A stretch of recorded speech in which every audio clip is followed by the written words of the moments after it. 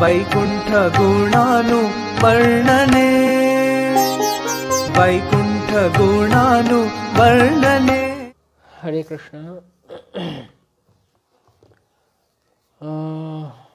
শ্রী চৈতন্য চরিতামৃত থেকে আমরা শ্রী রঘুনাথ দাস গোস্বামীর কথা পড়ছিলাম। রঘুনাথ দাস গোস্বামী কথামৃত অন্তলীলায় ষষ্ঠ পরিচ্ছেদে আমরা আজকে সেখান থেকে যেখানে আগের দিন আমরা পড়েছিলাম সেখান থেকে আমরা কন্টিনিউ করব। এরপর থেকে আজকে শুভ দিন। আজকে ছিল দুজন মহান গৌর পার্ষদ, অত্যন্ত প্রিয় মহাপ্রভুর দুজন ভক্ত, তাদের আজকে তিরোভাব তিথি। একজন হচ্ছেন ছিল ভূগর্ভ গোস্বামী এবং আরেকজন শ্রীমান ছিল কাশীশ্বর পণ্ডিত গোসাই। তো আমরা আজকে অল্প সময় তাদের কিছু কথা শুনি, তারপরে আমরা রঘুনাথ দাস গোস্বামীর কথায় প্রবেশ করব। তো এখানে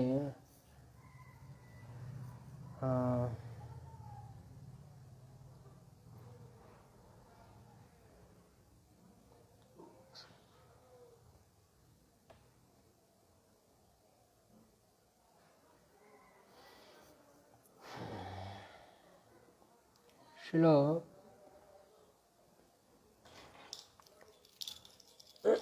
ভূগর্ভ গোস্বামী এবং কাশীশ্বর পণ্ডিত গোসাই।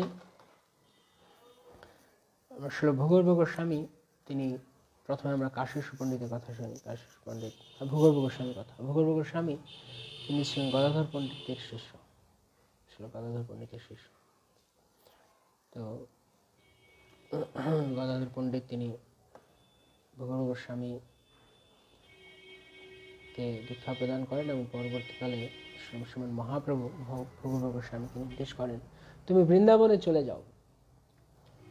এবং ভূগর্ভ গোস্বামী হৃদয় অত্যন্ত দুঃখ পান, কেননা ভূগর্ভ গোস্বামী তিনি মহাপ্রভুর সঙ্গে থাকতে চেয়েছিলেন, কিন্তু গদাধর পণ্ডিত তিনি মহাপ্রভু তাকে বৃন্দাবনে চলে যেতে নির্দেশ করলেন।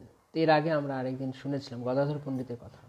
গদাধর পণ্ডিত বিরহের মধ্য দিয়ে ভগবত সেবা করেছিলেন এবং তার জীবনী থেকে, তার কথা আলোচনা থেকে আমরা আলোচনা করেছিলাম যে কিভাবে ভগবানের আদেশ পালন করা বড় সেবা, ভগবানের ব্যক্তিগত সান্নিধ্যের চাই। গদাধর পণ্ডিত গোস্বামী সেই শিক্ষা থেকে আমরা দেখি যে যখন গদাধর পণ্ডিত তিনি মহাপ্রভু যখন বৃন্দাবন চলবেন, যাত্রা করবেন, তখন গদাধর তার সঙ্গে যেতে চেয়েছিলেন, কিন্তু মহাপ্রভু তাকে নিয়ে যাননি। এবং তখন গদাধর পণ্ডিতের যে প্রচণ্ড মনোদুঃখে যে বিরহ হয়েছিল সে কথা, কারা কারা সে ক্লাসে ছিলেন জানি না, যদি মনে আছে তাহলে আপনারা সেখানে দেখেছেন। তো আমরা যেটি বলছিলাম আজকে ভূগর্ভ গোস্বামী, তো ভূগর্ভ গোস্বামী তাকেও মহাপ্রভু নির্দেশ করলেন তুমি চলো, তুমি বৃন্দাবনে চলো। তো ঠিক যেমন গুরুদেবকে এরকম বিরহের মধ্যে দিয়ে ভগবান সেবা করিয়েছেন, শিষ্য এত ইচ্ছা ছিল তিনি মহাপ্রভুর সঙ্গে থাকবেন। খুব একটা কথা পাওয়া যায় না ভূগর্ভ গোস্বামীর চৈতন্য চরিতামৃত বা ইত্যাদিতে, খুব কম। লোকনাথ গোস্বামীর মতো তিনি নীরবে ভজন করতেন। নীরবে ভজন, এখানে একটা ব্যাপার বুঝতে হবে আমাদের। নীরবে ভজন আর নির্জন ভজন, এই দুটোকে আমরা যেন এক না করে ফেলি। ভক্তিসিদ্ধান্ত সরোজ ঠাকুর প্রভুপাদ তিনি যে এই ভজনের কথা বলেছেন তা হচ্ছে নির্জন ভজন। নির্জন ভজন যেন না করি আমরা, মানে আমরা দেখাচ্ছি আমরা ভজন করছি, কিন্তু আসলে ভেতরে অন্য কিছু রয়েছে, কাম ক্রোধ লোভ প্রতিষ্ঠা বাসনা। নির্জন ভজন, প্রতিষ্ঠার ঘরে, নির্জনের ঘরে প্রতিষ্ঠা, তব হরিনাম কেবল কৈতব। ওই দুষ্ট মন তুমি কিসের বৈষ্ণব। প্রতিষ্ঠার তরে, নির্জনের ঘরে, প্রতিষ্ঠার তরে, তরে মানে জন্য, পাবার জন্য, প্রতিষ্ঠার জন্য তুমি নির্জন ঘরে নির্জন ভজন করছো। গতকাল গুরুদেব বলছেন যে আমরা হচ্ছি গোষ্ঠানন্দী, আমরা গোষ্ঠীতে আনন্দ। যেমন বাবাজিরা ছিলেন তারা ভজনানন্দী বৈষ্ণব, তারা সাধারণত লোকসম্মুখে আসতেন না। কৃষ্ণ প্রভুপাদ এবং ভক্তিসিদ্ধান্ত সরোজ ঠাকুর চেয়েছেন আমরা যেন গোষ্ঠানন্দী হই। গোষ্ঠানন্দী মানে গোষ্ঠীতে আনন্দ করা। গোষ্ঠীতে বিভিন্নভাবে আনন্দ করা যায়। গোষ্ঠীতে রক ড্যান্স বাজিয়েও রক মিউজিক বাজিয়ে আনন্দ করা যায় হরিনামের নাম করে, আবার গোষ্ঠীতে কৃষ্ণ কথা গুহ্যম আখ্যাতি পৃচ্ছতি করেও আনন্দ করা যায়। আমরা কি রক মিউজিক বাজিয়ে আনন্দ করব না গুহ্যম আখ্যাতি পৃচ্ছতি করে আনন্দ করব, সেটা আমাদের ব্যাপার। কারা কারা গুহ্যম আখ্যাতি পৃচ্ছতি হরি কথায় কৃষ্ণ কথায় আপনারা গোষ্ঠানন্দী হতে চান? হরি বল হরি বল হরি বল হরি বল বলুন, তাহলে বুঝবো কারা কারা গোষ্ঠীতে হরি ভজন করে কৃষ্ণ কথা বলে আনন্দ পেতে চান।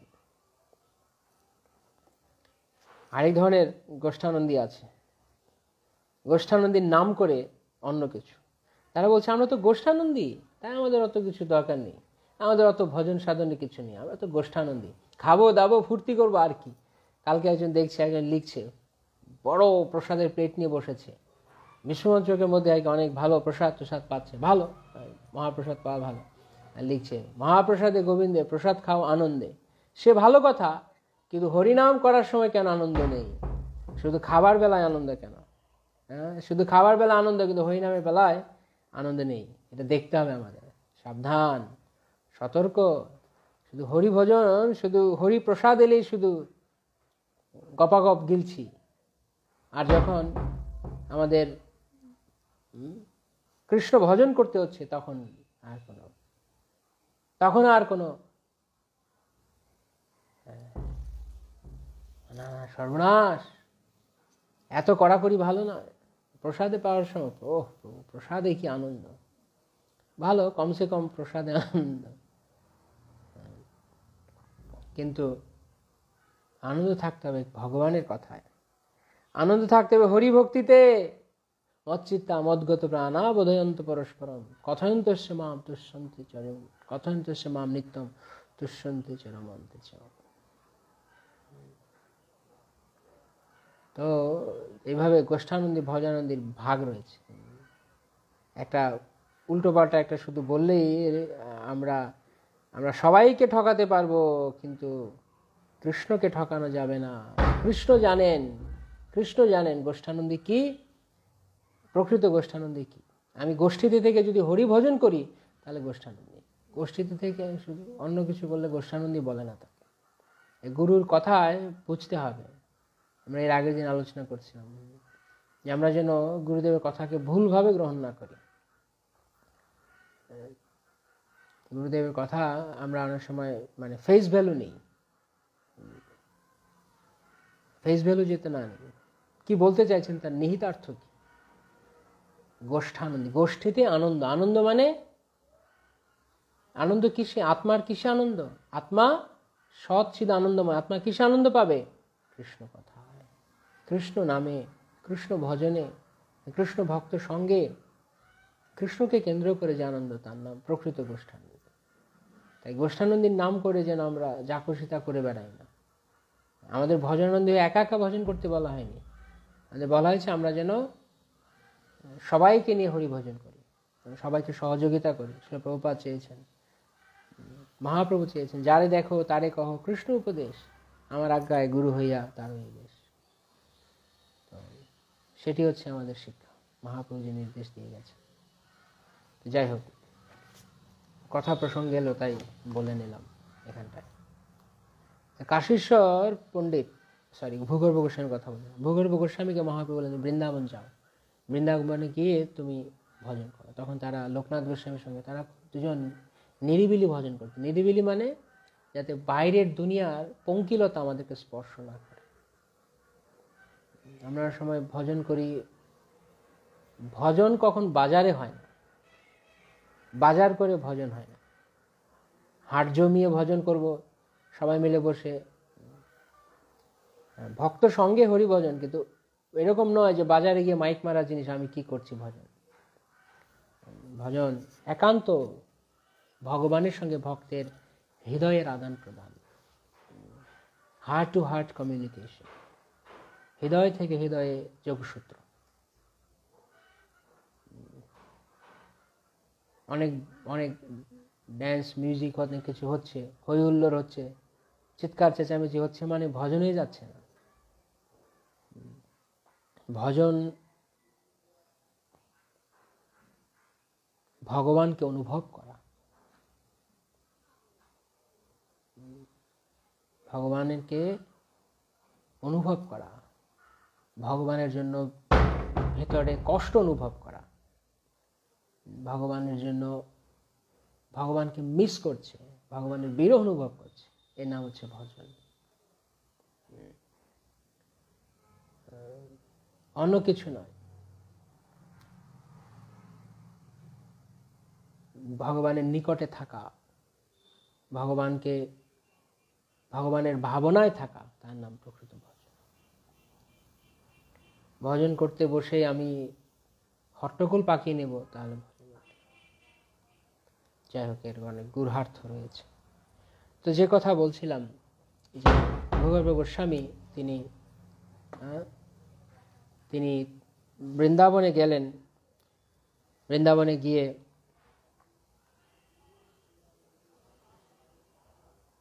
লোকনাথ গোস্বামীর সঙ্গে একসঙ্গে বসে তিনি ভজন করতে শুরু করলেন। লোকনাথ গোস্বামী এবং ভগবত গোস্বামী তারা দুজন এক আত্মা ছিলেন, যদিও দুটো আলাদা দেহ, কিন্তু একই আত্মা, একই আত্মা তারা। সেই সম্পর্কে ভক্তি রত্নাকরে বলা হচ্ছে,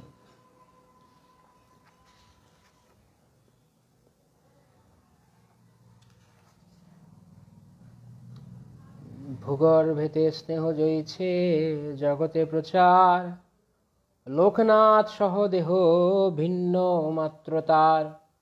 লোকনাথ গোস্বামী এবং তার দেহ শুধু ভিন্ন, কিন্তু তারা দুজন আসলে এক আত্মা।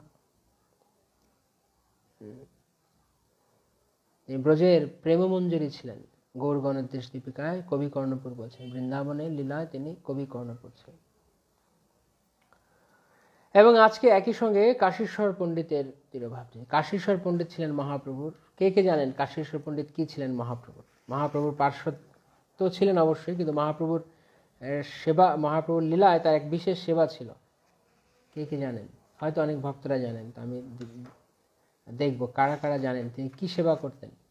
কাশীশ্বর পণ্ডিত, হরে কৃষ্ণ। কাশীশ্বর পণ্ডিত ছিলেন ঈশ্বর পরিপাদের শিষ্য। যখন ঈশ্বর পরিপাদ তিনি এই জগৎ থেকে অপ্রকট হন, ঈশ্বর পরিপাদের দুজন প্রিয় শিষ্য ছিল, অনেক ছিলেন, তার মধ্যে অন্যতম দুজন ছিলেন কাশীশ্বর পণ্ডিত এবং গোবিন্দ। তো ঈশ্বর পরিপাদ যখন তিনি তার শেষ সময়ে তিনি এই দুজনকে আদেশ করেন যে তোমরা শ্রী চৈতন্য দেবের কাছে চলে যাও, শ্রীকৃষ্ণ চৈতন্যের কাছে যাও নীলাচলে, সেখানে তোমরা চৈতন্য দেবের সেবা করো। কারণ ঈশ্বর পরিপাদ জানতেন যে ভগবান চৈতন্য মহাপ্রভু তিনি জগতে শ্রী শ্রী রাধাকৃষ্ণ প্রেম লীলা আস্বাদন করে এবং সংকীর্তন আন্দোলন প্রচার করতে এসেছিলেন। তাই মহাপ্রভুর অধীনে থাকা তাদের জন্য বেস্ট এঙ্গেজমেন্ট। তিনি বলেন মহাপ্রভুর কাছে চলে যাও। তখন গোবিন্দ এবং কাশীশ্বর তারা দুজন চলে আসেন। তো কেউ কিছু বলছেন না, জানেন না নাকি? জানা নেই, ওকে। কাশীশ্বর পণ্ডিত ছিলেন মহাপ্রভুর বডিগার্ড। গোবিন্দ এবং কাশীশ্বর তারা দুজন যখন চলে আসেন, তখন মহাপ্রভুর কাছে এসে তারা প্রণাম করেন নীলাচলে এসে। মহাপ্রভু জিজ্ঞেস করলেন, আপনারা কোথা থেকে এসেছেন, কোথায় তোমরা থাকতে, আগে কার সঙ্গে কি ব্যাপার, কি? তখন পরিচয় দিলেন যে আমরা ঈশ্বর পরিপাদের শিষ্য। তখন মহাপ্রভু আমার গুরু ভ্রাতা আমি। ভিড় ঠেলে মহাপ্রভুকে নিয়ে যেতেন। Good, very good. মথুরাপতি শ্যামপুর, ধন্যবাদ প্রভু। বিয়ের ঘটক? না না না, কোন বিয়ের ঘটক? কাশীশ্বর পণ্ডিত নয়, বিয়ের ঘটক। তো যখন গোবিন্দ এবং কাশীশ্বর তারা দুজন এলেন মহাপ্রভুর কাছে, তখন মহাপ্রভু সার্বভট্টাচার্যকে জিজ্ঞাসা করলেন, আমি কি করব? এনারা দুজন আমার গুরু ভ্রাতা, এবং যেহেতু তারা গুরুদেবের প্রিয় ছিলেন, সেই জন্য তারা আমার মানে প্রবীণ বা আমার জ্যেষ্ঠ গুরু ভ্রাতা বা আমার পূজ্যার্হ বলা যায়, আমার সম্মানীয়, কেননা তারা আমার গুরুর সেবক ছিলেন। আমি কিভাবে তাদেরকে আমার সেবায় নিযুক্ত করব? তখন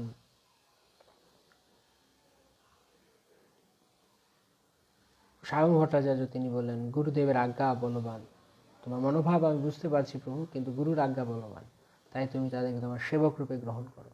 তখন গোবিন্দকে দেওয়া হলো মহাপ্রভুর মানে সেবক, ব্যক্তিগত সেবকের দায়িত্ব। আর কাশীশ্বর তিনি থাকলেন মহাপ্রভু। যখন যাবেন জগন্নাথের কাছে অনেক ভিড় হয়, সেই রাস্তায় ভিড় ঠেলে নিয়ে যাবেন।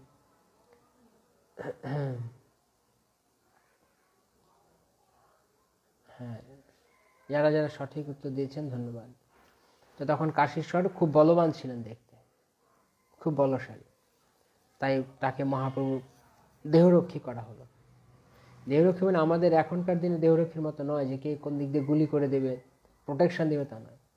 মহাপ্রভু জগন্নাথকে দর্শন করতে যখন যাবেন পেছনে লক্ষ লোক ছুটতে থাকে মহাপ্রভুর সঙ্গে। জগন্নাথ মন্দিরে তো আপনারা জানেন সবসময় কেমন ভিড় হয়ে থাকে, তো সেই ভিড় ঠেলে মহাপ্রভু যাতে সামনে এগিয়ে যাবে সেজন্য তখন কাশীশ্বর তিনি বলশালী ব্যক্তিত্ব, উঁচু লম্বা, খুব হেভি ফিগার, সব এই সরো সরো, প্রভু আসছেন, প্রভু হরি বল হরি বল, জয় জগন্নাথ জয় জগন্নাথ জয় জগন্নাথ বলে বলে সবাইকে ঠেলে ঠেলে সামনের দিকে নিয়ে যেতেন মহাপ্রভুকে কাশীশ্বর। চৈতন্য চরিতামৃতে আদি লীলায় এই কাশীশ্বর পণ্ডিতের কিছু কথা লেখা রয়েছে। ঈশ্বর পুরীর শিষ্য ব্রহ্মচারী কাশীশ্বর, শ্রী গোবিন্দ নাম তাহার প্রিয় অনুচর। ঈশ্বরপুরী পাদের দুজন সেবক কাশীশ্বর, ব্রহ্মচারী কাশীশ্বর এবং গোবিন্দ।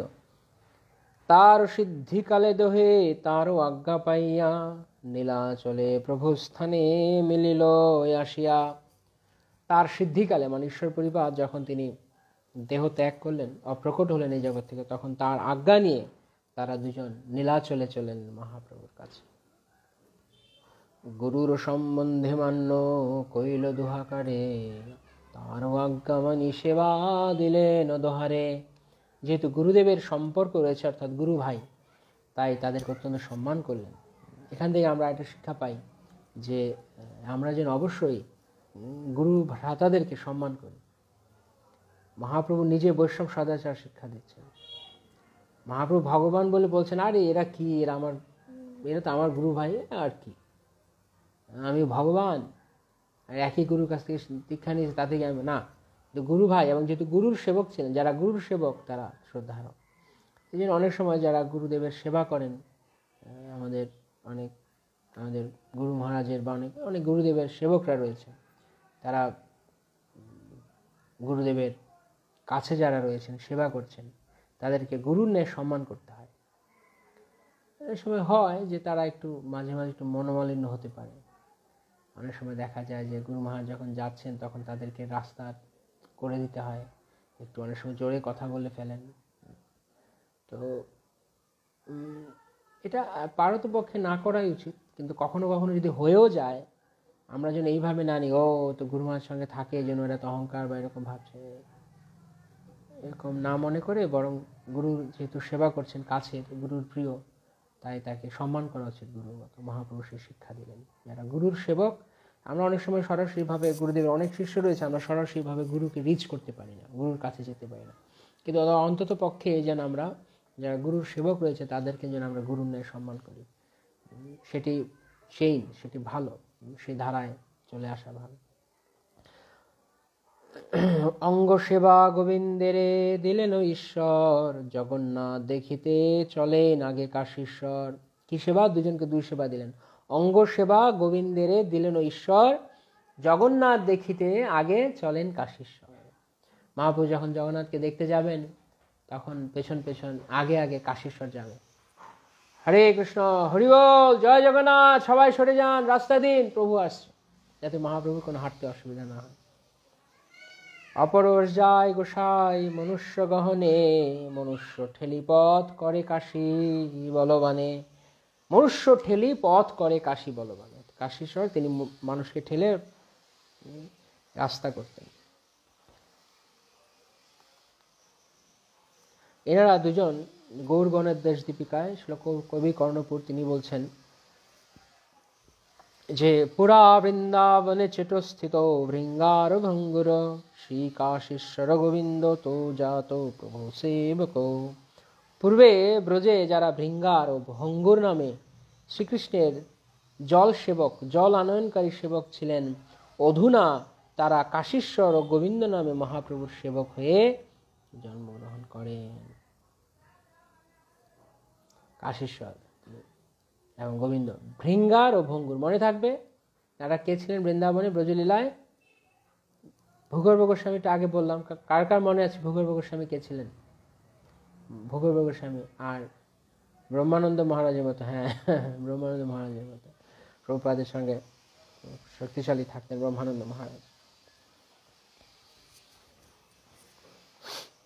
তো কাশীশ্বর এবং গোবিন্দ তারা ভৃঙ্গার ও ভঙ্গুর নামে দুই সেবক ছিলেন।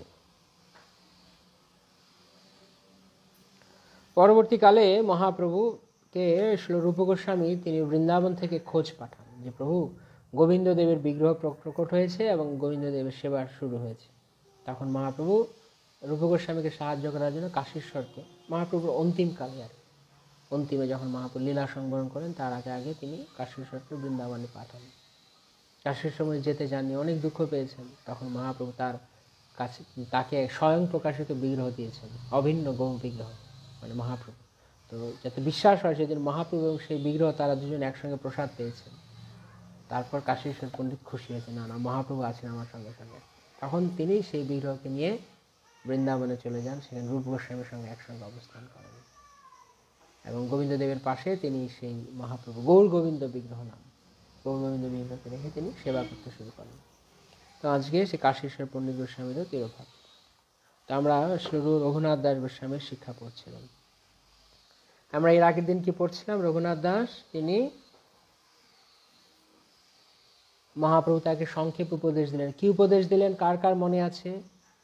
এর আগের দিন আমরা বলছি 8টা উপদেশ দিয়েছেন। 8টা উপদেশ কার কার মনে আছে? লিখে ফেলুন, পটাপট লিখে ফেলুন কমেন্ট সেকশনে, মনে আছে 8টা উপদেশ কার কার? মহাপ্রভু কি শিক্ষা দিলেন এবং তারপর মহাপ্রভু কি বললেন? এই তো সংক্ষেপে আমি কইলই উপদেশ, স্বরূপের ঠাই হার পাবে সবিশেষ। স্বরূপের কাছে যাও, গুরুদেব তোমার গুরু স্বরূপ তোমাকে শিক্ষা দিবে, বুঝিয়ে বলবে। এত শুনি রঘুনাথ বন্দিলা চরণ, মহাপ্রভু কইলা তারে কৃপায় আলিঙ্গন। রঘুনাথ দাস এই উপদেশ পেয়ে তিনি মহাপ্রভুকে বন্দনা করলেন এবং মহাপ্রভু তাকে আলিঙ্গন করলেন, প্রেমালিঙ্গন দান করলেন। দেখুন সদাচার, আমি প্রভু, আমি বড়, আমি ও আমাকে সম্মান করবে, আমাকে প্রণাম করুক, আমি কেন? মহাপ্রভু না না না, কেউ যদি এরকম করে তাকে আলিঙ্গন প্রদান করতেন মহাপ্রভু। এত শুনি রঘুনাথ বন্দিলা চরণ, মহাপ্রভু কইলা তারে কৃপা আলিঙ্গন। প্রত্যেক জায়গায় আপনারা লক্ষ্য করছেন মহাপ্রভু শিক্ষায় প্রত্যেক জায়গায় সদাচার, শিষ্টাচার, বৈষ্ণব শিষ্টাচার, কেননা এটা খুবই দরকার। অন্যথায় ভক্ত সম্প্রদায়ের মধ্যে আমাদের কমিউনিটিতে পারস্পরিক প্রীতি, স্নেহ, ভালোবাসার সম্পর্ক আসবে না। তাই এটি যেন সবাই অনুশীলন করেন। তারপর মহাপ্রভু কি বলেন? পুনঃ সমর্পিলা তারে স্বরূপের স্থানে, অন্তরঙ্গ সেবা করে স্বরূপের সনে। পুনঃ সমর্পিলা তারে, পুনঃ সমর্পিলা মানে তিনি আবার বললেন তুমি স্বরূপের কাছে থাকো। মাইক্রো ম্যানেজমেন্ট করেননি মহাপ্রভু। এই জায়গাটা, এই পয়েন্ট আমার কাছে খুব ভালো লাগে। আমাদের আজকালকার দিন অনেক সময় দেখা যায় এটা অনেক জায়গাতে হয়, ম্যানেজমেন্টের মধ্যে, ব্যবস্থাপনায়। এটাকে আমি জানি না বাংলায় কি বলে, এটাকে ইংলিশ টার্মে এটাকে বলে মাইক্রো ম্যানেজমেন্ট। মাইক্রো ম্যানেজমেন্ট মানে আপনারা অনেকে হয়তো জানেন, কাউকে একটা দায়িত্ব দিয়ে আবার সেখানে নিজে ইনভলভ হওয়া বেশি, এটা ঠিক নয়। তো তিনি মানে একজনের কাছে তাকে দায়িত্বভার সম্পাদন করেছেন, তারপর আবার যদি না তিনি কোনো ভুল করেন তখন নিজে থেকে সেখানে কোনো ইন্টারফেয়ার করা উচিত নয়, হস্তক্ষেপ করা উচিত নয়। এটা মহাপ্রভু করতেন না। মহাপ্রভু পুনঃ সমর্পিলা তারে স্বরূপের স্থানে, যাতে সেই শিক্ষাগুরুর প্রতি যাতে তার বা গুরুর প্রতি যাতে তার অশ্রদ্ধা না হয়। আমার বড় গুরু আছেন বলেই যারা অন্যান্য বৈষ্ণব শিক্ষাগুরু তাদের আমি সম্মান করব না, তা নয়। মহাপ্রভু শেখাচ্ছেন কিভাবে বৈষ্ণবদেরকে সম্মান করবে। পুনঃসমর্পিলা তারে স্বরূপের স্থানে। মহাপ্রভুর কাছ থেকে সার উপদেশ পেয়ে রঘুনাথ দাস ভাবতে পারেন, ও আমি এখন অনেক বড় হয়ে গেছি, আমি প্রভুর কাছ থেকে আদেশ পেয়েছি, শিক্ষা পেয়েছি, আমি আর কেন এখন অন্য কারো কথা শুনবো না। পুনঃসমর্পিলা তারে স্বরূপের স্থান। খুব সূক্ষ্ম ব্যাপার এগুলো, বুঝতে পারছেন আপনারা? জানি না কে কে বুঝতে পারছেন যে এই যে মহাপ্রভু শিক্ষায় প্রতি লাইনে লাইনে শিক্ষা রয়েছে, যদি আমরা গভীরভাবে অধ্যয়ন করি। পুনঃসমর্পিলা তারে স্বরূপের স্থানে। সে আমার কাছে উপদেশ পেয়েছে, কালকে অহংকার করে বাইরে গিয়ে বলবে যে না আমি প্রভু, এরকম রঘুনাথ করবেন না, কিন্তু তারপরেও মহাপ্রভু প্রিকশন, সেফটি রাখছেন আগে থেকে। পুনঃসময় আগে আবার তাকে বলে তুমি স্বরূপের সেবা করো। অনেক সময় প্রভুপাদের কাছে অনেক ভক্তরা এসেছিলেন, প্রভুপাদ আমি অমুকের সঙ্গে সেবা করতে পারবো না, এই জিবিসি টেম্পল প্রেসিডেন্ট আমার ভালো লাগে না। মহাপ্রভু প্রভুপাদ বললেন কেন? সেবা তোমাকে করতে হবে।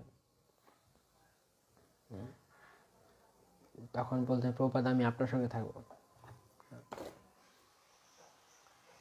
তোমাকে এনার সঙ্গে থাকতে হবে, এখানেই তোমাকে বদলাতে হবে।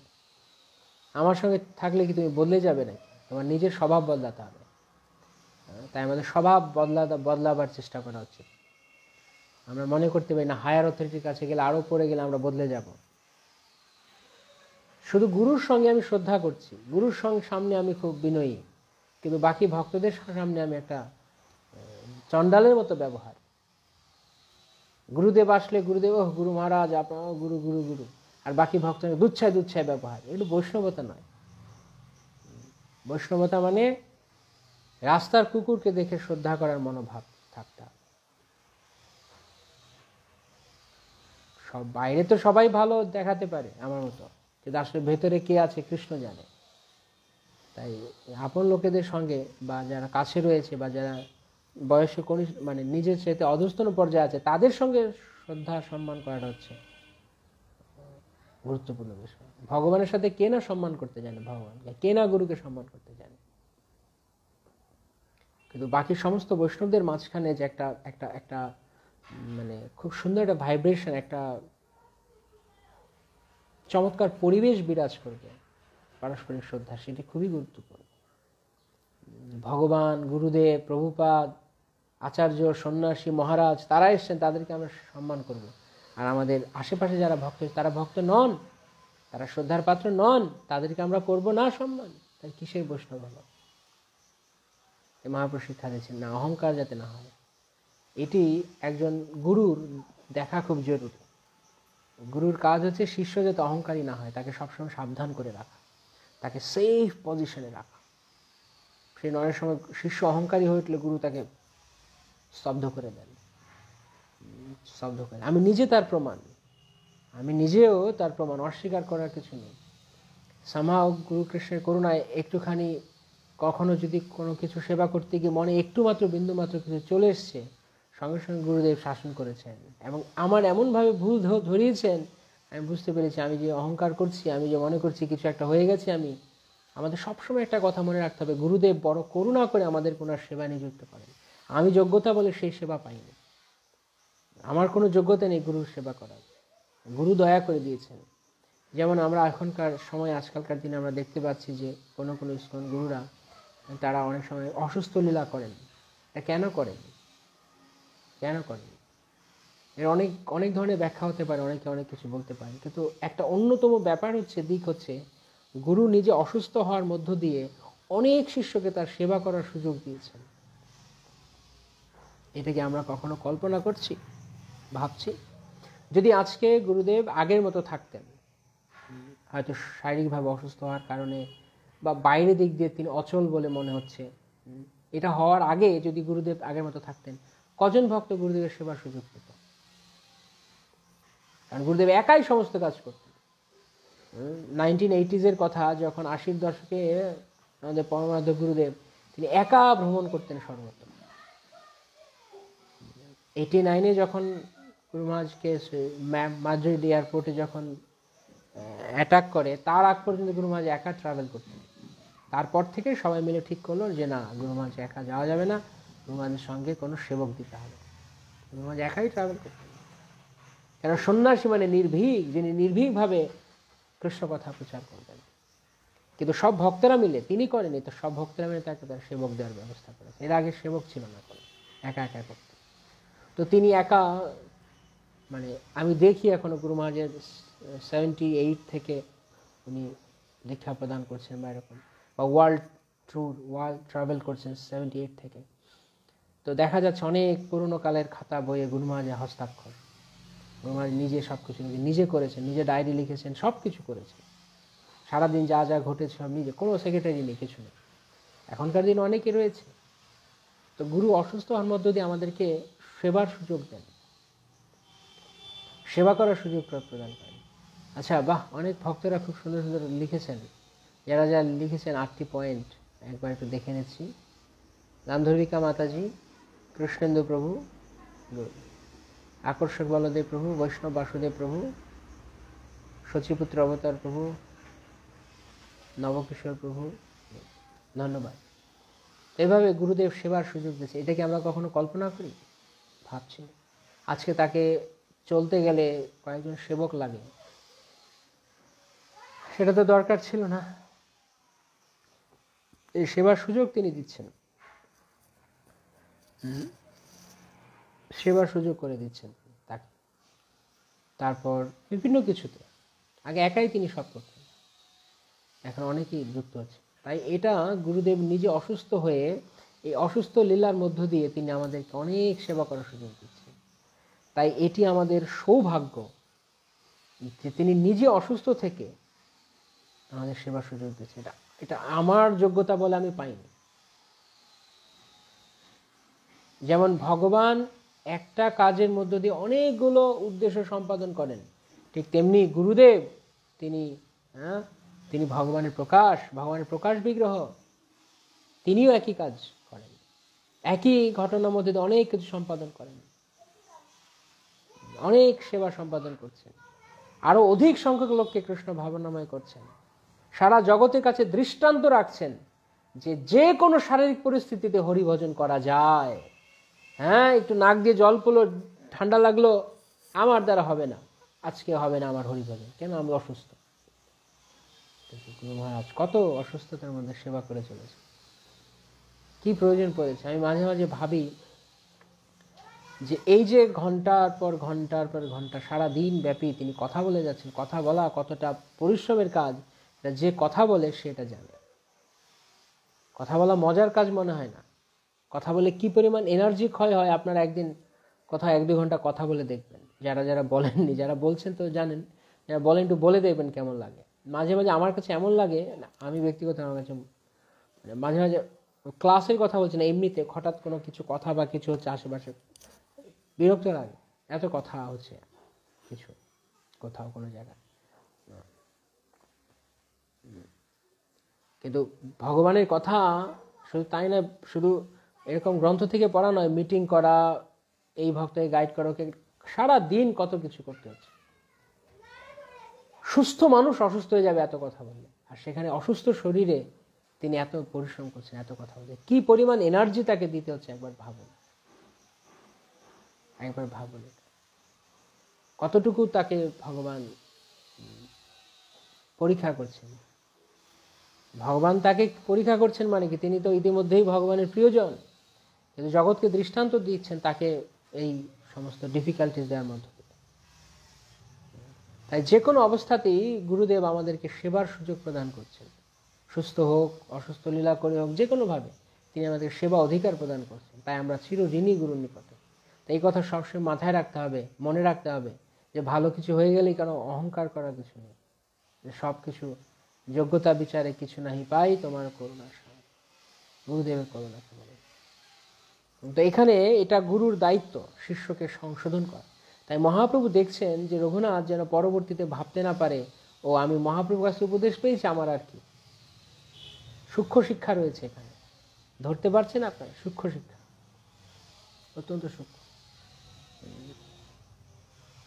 পুনঃ সমর্পিলা তারে স্বরূপের স্থানে, অন্তরঙ্গ সেবা করে স্বরূপের স্থানে। অন্তরঙ্গ সেবা, সেবা মানে কেমন হতে হবে? অন্তরঙ্গ সেবা হতে হবে।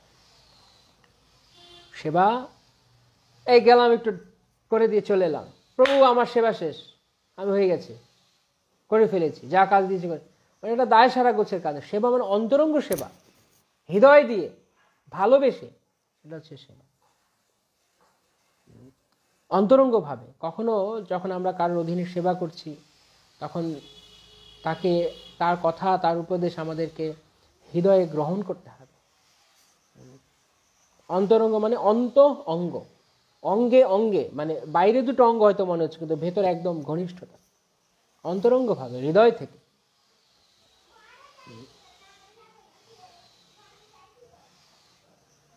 অনেক সময় অনেক কথা আছে, অনেক কিছু আছে, হয়তো বাইরে ফোকাস করার নয়, সেটা বুঝতে হবে। যে যত কৃপা পেয়েছে গুরুর বা ভক্তের, সাধুর, সে তত অন্তরঙ্গ হতে পারে। তার অন্তরঙ্গ মানে একসাথে বসে আড্ডা দেওয়া নয়। অন্তরঙ্গ মানে হৃদয়ের ভাব বুঝে সেবা করা, তার নাম অন্তরঙ্গ। অন্তরঙ্গ সেবা। কি চাইছেন প্রভু এখন, গুরুদেব মহারাজ এখন কি চাইছেন দেখতে হবে। সে বৈষ্ণব, তিনি কি চাইছেন সে অনুযায়ী তার সেবা করা, বাইরে মুখে প্রকাশ না করলেও ঠিক টাইম মতো।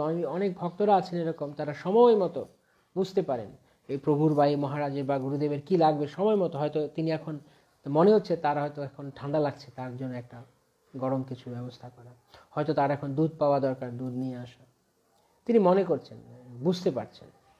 আবার বেশি সেবা দেখালে চলবে না, হয়তো যা চাইছে না তাও জবরদস্তি দিচ্ছে, অতিভক্তি, তা নয়। হৃদয়ের ভাব বুঝে সেবা করে, অন্তরঙ্গ ভাব। অন্তরঙ্গ সেবা করে স্বরূপের শোনে।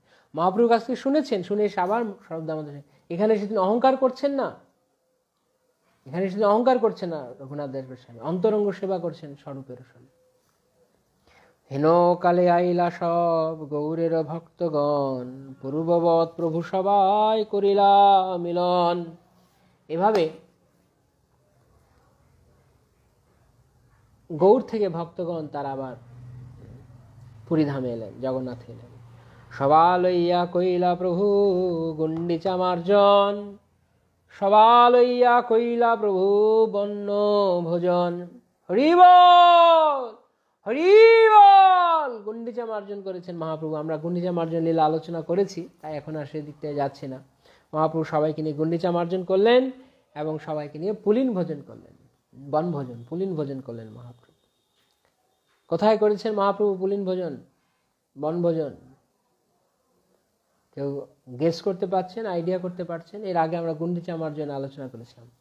মহাপ্রভুর একটা প্রিয় স্থান ছিল যেখানে তিনি পুলিন ভোজন করতেন। দেখি কেউ কারোর মনে আছে কিনা, বা বলতে পারছেন কিনা, ধারণা করতে পারছেন কিনা, তারপরে আমি বলবো কোথায় বলেছে। রথযাত্রায় সভা লইয়া করিলা নর্তন, দেখি রঘুনাথের চমৎকার হইল মন। রথযাত্রায় মহাপ্রভু সমস্ত ভক্তদেরকে নিয়ে তিনি সবাইকে একসঙ্গে করে, রথযাত্রা এখনকার দিনে, আমাদের সময়, এখনকার মানে আজকালকার দিনে অনেক সময় আমরা ভাবি রথযাত্রা মানে একটা ধুমধাম করার ফেস্টিভ্যাল, যাবো, নাচবো, গাইবো, চলে আসবো। রথযাত্রা মানে ভগবানকে, জগন্নাথ বল্লভ উদ্যান, হ্যাঁ জগন্নাথ বল্লভ উদ্যান, বল্লভ উদ্যান নয়, জগন্নাথ বল্লভ উদ্যান, ধন্যবাদ। জগন্নাথ বল্লভ উদ্যানে মহাপ্রভু পুলিন ভোজন করতেন। তো রথযাত্রা মানে কৃষ্ণকে দ্বারকা থেকে বৃন্দাবনে নিয়ে যাওয়া, কোনো ফুর্তি করার ফেস্টিভ্যাল নয়, এটা একটা গভীর ভাবের উৎসব। সে উৎসবে মহাপ্রভু সব ভক্তদেরকে নিয়ে নৃত্য করতেন। রাধা ভাবে বিভাবিত হয়ে মহাপ্রভু, রাধা বিরহ বিধুরা গৌরাঙ্গ, আর কৃষ্ণ বিরহ বিধুরা, রাধা বিরহ বিধুরা জগন্নাথ, আর কৃষ্ণ বিরহ বিধুরা মহাপ্রভু। দেখি রঘুনাথের চমৎকার হইল মন। সবার নৃত্য কীর্তন দেখি রঘুনাথ দাস অনেক আনন্দ পেলেন। জগন্নাথ বল্লভ উদ্যান, ইয়েস, আকর্ষক বলদেব প্রভু।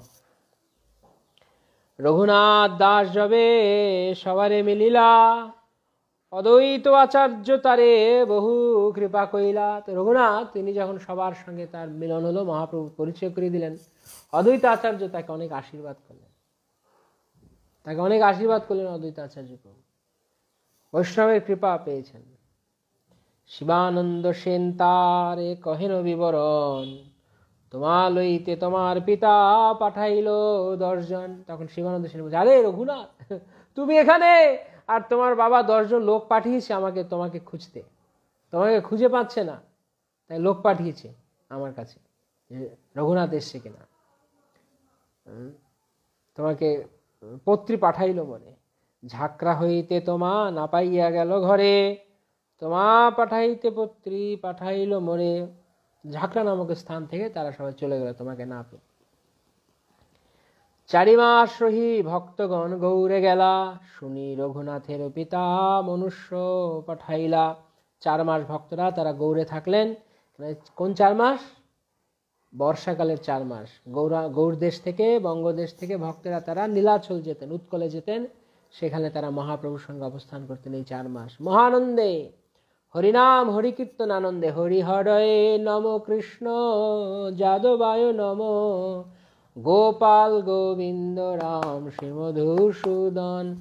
হরিহরয়ে নম, কৃষ্ণ যাদবায় নম, গোপাল গোবিন্দ রাম শ্রী মধুসূদন। হরি হরয়ে নম, কৃষ্ণ যাদবায় নম, গোপাল গোবিন্দ রাম শ্রী মধুসূদন। হরয়ে নম, কৃষ্ণ যাদবায় নম, গোপাল গোবিন্দ রাম শ্রী মধুসূদন। হরিহরয়ে নম, কৃষ্ণ যাদবায় নম, গোপাল গোবিন্দ রাম শ্রী মধুসূদন। হরে কৃষ্ণ কৃষ্ণ কৃষ্ণ হরে হরে, হরে রাম রাম রাম হরে হরে। হরে কৃষ্ণ কৃষ্ণ কৃষ্ণ হরে হরে, হরে রাম রাম রাম হরে হরে। জয় জগন্নাথ জয় জগন্নাথ, জয় জগন্নাথ জয় জগন্নাথ, জয় জগন্নাথ জয় জগন্নাথ, জয় জগন্নাথ স্বামী জয় জগন্নাথ। পতিত পাবন জয় জগন্নাথ, পতিত পাবন জয় জগন্নাথ, পতিত পাবন জয় জগন্নাথ, জয় দীন বন্ধু জয় জগন্নাথ, জয় দীন বন্ধু জয় জগন্নাথ, জয় দীন বন্ধু জয় জগন্নাথ, জয় জগন্নাথ জয় জগন্নাথ, জয় শ্যাম সুন্দর জয় জগন্নাথ, জয় জগন্নাথ জয় জগন্নাথ, জয় শ্যাম সুন্দর জয় জগন্নাথ, জয় জগন্নাথ জয় জগন্নাথ। রাধিকা রমন জয় জগন্নাথ, রাধিকা রমন জয় জগন্নাথ, জয় জগন্নাথ জয় জগন্নাথ, জয় জগন্নাথ জয় জগন্নাথ। নীলাচল চন্দ্র জয় জগন্নাথ, নীলাচল চন্দ্র জয় জগন্নাথ, সুন্দরাচল চন্দ্র জয় জগন্নাথ, সুন্দরাচল চন্দ্র জয় জগন্নাথ, জয় জগন্নাথ জয় জগন্নাথ। পতিত পাবন জয় জগন্নাথ, জয় দীন বন্ধু জয় জগন্নাথ, জয় বলদেব জয় বলদেব, রোহিণী নন্দন জয় বলদেব, রোহিণী নন্দন জয় বলদেব, জয় শঙ্কর্ষণ জয় বলদেব, জয় শঙ্কর্ষণ জয় বলদেব, জয় শঙ্কর্ষণ জয় বলদেব, জয় হলধর জয় বলদেব, জয় হলধর জয় বলদেব, রেবতী রমন জয় বলদেব, রেবতী রমন জয় বলদেব, রেবতী রমন জয় বলদেব, রাধিকা রমন জয় জগন্নাথ, রেবতী রমন জয় বলদেব, জয় সুভদ্রা জয় সুভদ্রা, জয় সুভদ্রা দেবী জয় সুভদ্রা, জয় যোগমায়া জয় সুভদ্রা, শুদ্ধ ভক্তি প্রদায়িনী জয় সুভদ্রা, শুদ্ধ ভক্তি প্রদায়িনী জয় সুভদ্রা, জয় সুভদ্রা দেবী জয় সুভদ্রা, জয় যোগমায়া জয় সুভদ্রা, জয় সুদর্শন জয় সুদর্শন, কৃষ্ণায়ুধ জয় সুদর্শন, কৃষ্ণায়ুধ জয় সুদর্শন, জয় জগন্নাথ জয় জগন্নাথ, জয় বলদেব জয় সুভদ্রা, জয় জগন্নাথ জয় বলদেব, জয় সুভদ্রা জয় সুদর্শন, জয় সুভদ্রা জয় সুদর্শন। এভাবে মহাপ্রভু এবং তার ভক্তগণ তারা পুরো 4 মাস কাল তারা জগন্নাথে ভক্তগণকে নিয়ে তারা জগন্নাথ বলরাম সুভদ্রা মহারানীর ভাবে বিভোর হয়ে থাকতেন সর্বদা। তারা এই 4 মাস পর ভক্তগণ তারা আবার বাংলায় ফিরে আসতেন, বঙ্গে। তো সেই সময় রঘুনাথের পিতা কিছু লোক পাঠিয়েছে খোঁজ নেওয়ার জন্য যে রঘুনাথের কি খবর, রঘুনাথ কোথায় আছে, রঘুনাথের খোঁজ নিতে। সে মনুষ্য শিবানন্দ সেনের পুছিল, মহাপ্রভুর স্থানে এক বৈষ্ণব দেখিল, গোবর্ধনের পুত্র দেহ নাম রঘুনাথ, নীলাচলে পরিচয় আছে তোমার সাথ। শিবানন্দ কহে দেহ হয় প্রভুর স্থানে, পরম বিখ্যাত দেহ কেবা নাহি জানে। তো হিরণ্য গোবর্ধন যে লোককে পাঠিয়েছেন শিবানন্দ সেনের কাছে খোঁজ নিতে, এসে জিজ্ঞাসা করছেন মহাপ্রভুর কাছে একটি ছেলে আছে, তার নাম রঘুনাথ, আপনি কি জানেন? শিবানন্দ সেন বলছে কেন জানবো না, রঘুনাথ তো অনেক বিখ্যাত, তাকে চিনবো না কেন, জানবো না কেন, মহাপ্রভুর কাছে আছে, এরকম একটি ছেলে আছে। স্বরূপের স্থানে তারে করিয়াছেন সমর্পণ, প্রভুর ভক্তগণের দেহ হয় প্রাণসম। তিনি স্বরূপ দামোদরের কাছে রয়েছেন এবং তিনি সমস্ত ভক্তদের প্রাণের ন্যায় প্রাণ সম। তিনি রাত্রি দিন করে দেহ নাম সংকীর্তন, ক্ষণমাত্র নাহি ছাড়ে প্রভুর চরণ। রাত্রি দিন রঘুনাথ নাম সংকীর্তন করতেন। কতক্ষণ, কত ঘন্টা, কত মালা করতেন রঘুনাথ, কত মালা জপ করতেন? রাত্রি দিন, অহর্নিশ, যেমন মহাপ্রভু শিক্ষা দিয়েছেন। কি শয়নে কি ভোজনে কিবা জাগরণে, অহর্নিশ চিন্ত কৃষ্ণ বলহ বদন। অহর্নিশ কৃষ্ণ চিন্তা করো দিবারাত্রি। কি শয়নে কি ভোজনে কিবা জাগরণে। আর আমরা কতক্ষণ করি কৃষ্ণ চিন্তা? নিরন্তর কৃষ্ণ চিন্তায় থাকতেন। অহর্নিশ চিন্ত কৃষ্ণ বলহ বদনে। এই হচ্ছে ভক্তির পরীক্ষা। সর্বদা কৃষ্ণকে স্মরণ করা, কখনো তাকে ভুলে না যাও। বিস্মর্তব্য জাত উচিত, সততম স্মর্তব্য বিষ্ণু, বিস্মর্তব্য জাত উচিত। সর্বদা কৃষ্ণকে স্মরণ করা, কখনোই কৃষ্ণকে ভুলে না যাওয়া, এটি হচ্ছে আমাদের ভক্তি জীবনের লক্ষ্য। 24 ঘন্টা ভক্ত, প্রভুপাদ বলেছেন দিনের মধ্যে 24 ঘন্টা ভক্ত কৃষ্ণ ভাবনাময় থাকে, কৃষ্ণ চিন্তায় থাকে। তাই তিনি এই জগতে থেকেও তিনি মুক্ত। ইহার যস্য হরের দাসে কর্মনা মনসাগিরা, নিখিলাস্য অবস্থা সুজীবন মুক্ত সৌচ্চতে। ভক্তির স্বামী রূপ গোস্বামীপাদ বলছেন এই জগৎ থেকেও তিনি নিরন্তর কায়, মন এবং বাক্য দ্বারা ভগবত সেবা করেন। তাই তিনি সর্বদা মুক্ত। কারণ এই জগতের পঙ্কিলতা তাকে স্পর্শ করতে পারে না। তিনি কৃষ্ণের সঙ্গে কানেক্টেড থাকেন। নিরন্তর হতে হবে, নিরবচ্ছিন্ন। যেমন এই যে ইলেকট্রিক পোল থেকে তার বেরিয়ে আসছে ঘরে, কারেন্টের তার, এর মধ্যে দিয়ে বিদ্যুৎ প্রবাহ চলছে, সবসময় চলছে। এমন নয় মাঝে মাঝে যায়, কিছুক্ষণ রেস্ট নেয় আবার যায় না। নিরন্তর সবসময় লেগে থাকতে হবে ভগবত ভক্তিতে। তাহলে কারেন্ট ফ্লো করবে, বিদ্যুৎ প্রবাহিত হবে এবং আমরা ভক্তির আনন্দ লাভ করব। অনেক সময় অনেকে প্রশ্ন করে মাঝে মাঝে আনন্দ পাই না, কখনো কখনো পাই, কখনো কেন? কারণ আমরা লেগে থাকি না। একটু করি আবার একটু রেস্ট, একটু করি। ভগবত ভক্তিতে বিশ্রাম বলে কিছু নেই, বিশ্রাম বলে কিছু নেই কৃষ্ণ ভক্তিতে।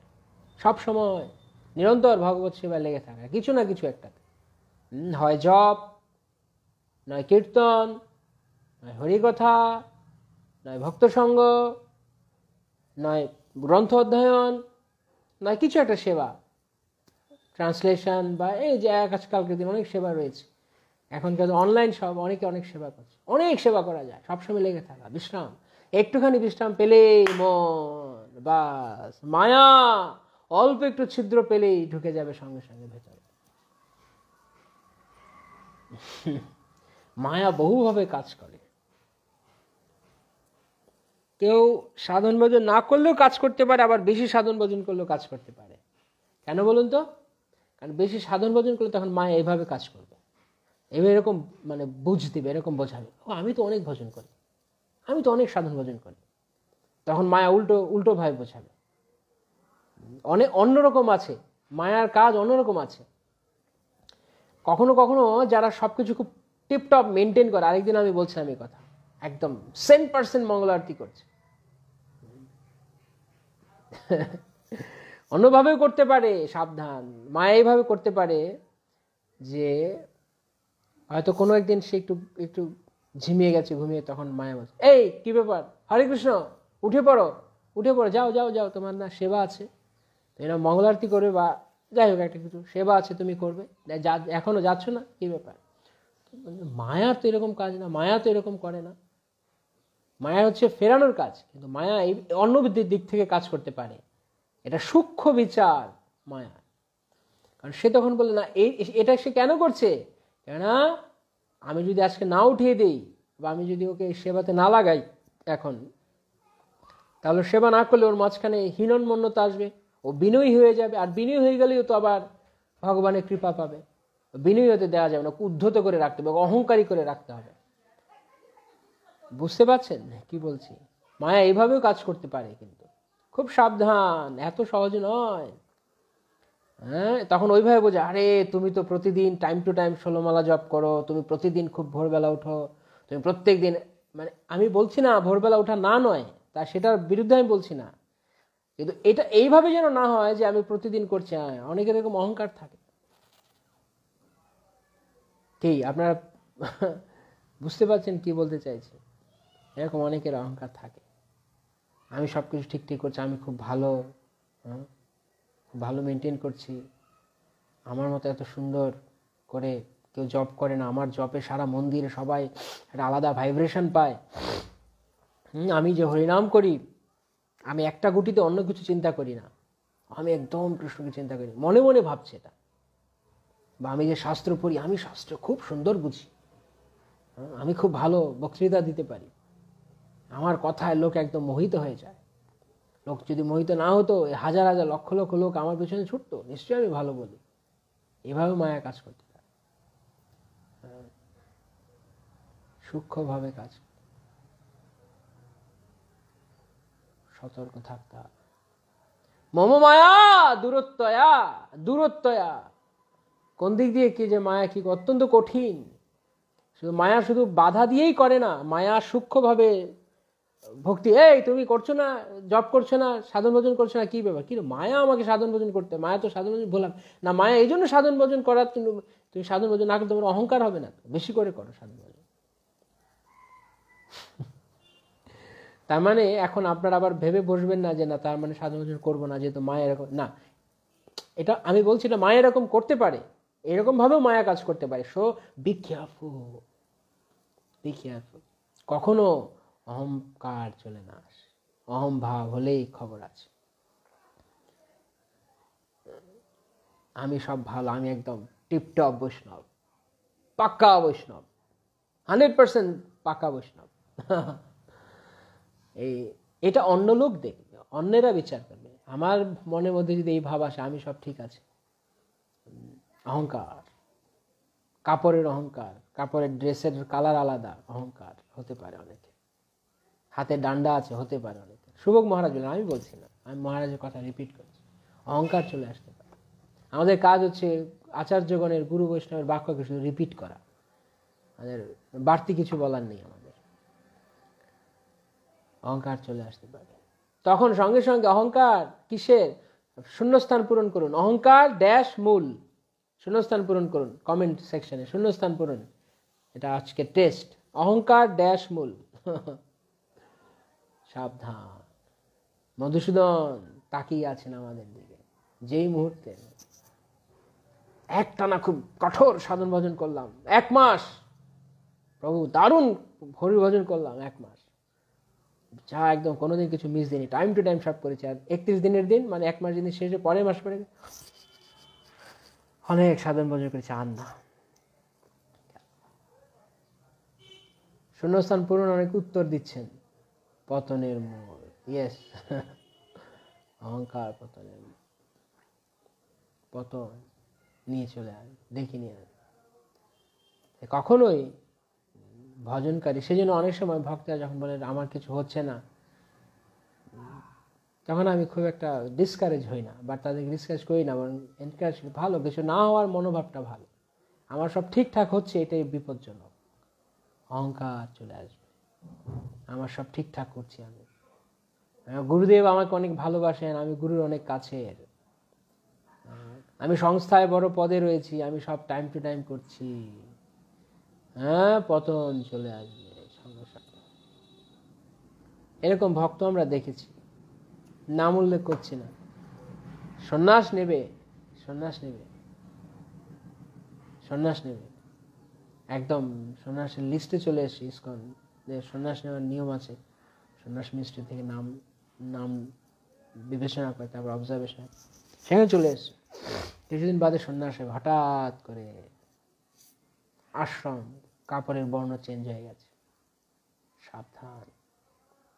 এটা আমরা তাদেরকে সমালোচনা করছি না, আমরা শিক্ষা নিচ্ছি যেন আমরা সতর্ক থাকি। সামান্য একটুখানি মনে বিকার হলে মহাপ্রভু সব জানেন, মনের কথা জানে গোড়া, কেমনে দিবে ফাঁকি। জগদানন্দ পণ্ডিত বলছে, কিভাবে ফাঁকি দিবে? ভক্তিচন্দ্র সরস্বতী ঠাকুর সেই ভেতরের সেই জিনিসটাকে বের করে আনছেন। তিনি বলছেন, দুষ্ট মন, তুমি কিসের বৈষ্ণব? কিসের বৈষ্ণব তুমি? তুমি বলছো বৈষ্ণব, তুমি কোন ক্যাটাগরি বৈষ্ণব? কোন ধাঁচের বৈষ্ণব তুমি? কোন ব্র্যান্ডের বৈষ্ণব তুমি? কিসের বৈষ্ণব তুমি?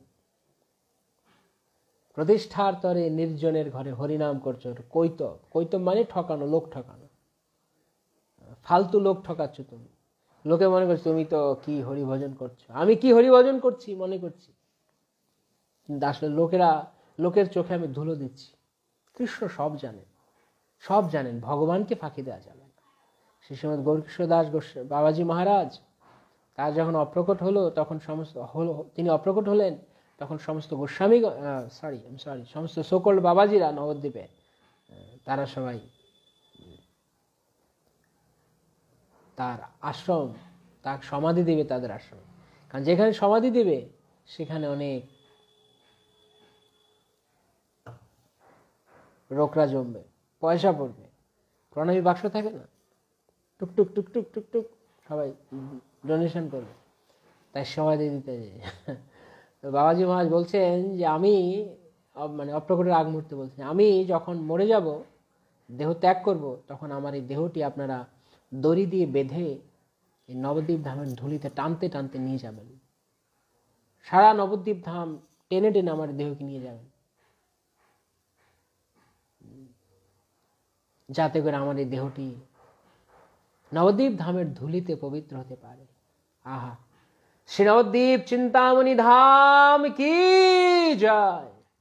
সেই চিন্তামণি ধামের চিন্তামণি ধুলিতে তিনি ধূসরিত হতে চেয়েছেন গৌরকিশোর দাস বাবাজি মহারাজ। আমাকে দেহটি টেনে নিয়ে যাবে, যে দেহটি আমি হরিভজন করতে পারিনি, বৃথা জন্মটি শেষ করে দিলাম, মিথ্যা অনর্থক জন্ম গেল আমার, আমি কৃষ্ণ ভজন করতে পারলাম না, আমি গৌরাঙ্গের ভজন করতে পারলাম না, তাই দেহটি তোমরা সবাই টেনে টেনে নবদ্বীপের রাস্তা দিয়ে নিয়ে যাবে, যদি নবদ্বীপ ধামের ধুলি আমার দেহকে পবিত্র করতে পারে। এই ছিল তার মনোভাব। কত বিনয়ী বৈষ্ণব ছিলেন তিনি, সাক্ষাৎ বৈরাগ্য মূর্তি। বিপ্রলম্ব রসাম বোধে পাদাম্বুজায়তে নমঃ। তিনি বিপ্রলম্ব মানে বিরহ ভাবের ভজন করতেন ভগবানের। সেই জন্য তার এই মনোভাব আসছে, আমার তো কিছু হলো না, সারাটা জীবন আমি শুধু লোককে দেখিয়ে গেলাম। ওই বাবাজিগুলো বলছে, বাবাজি মহারাজ আপনি কি বলছেন, হ্যাঁ আপনি কি বলছেন, আপনি একজন মহাত্মা মহাভাগবত।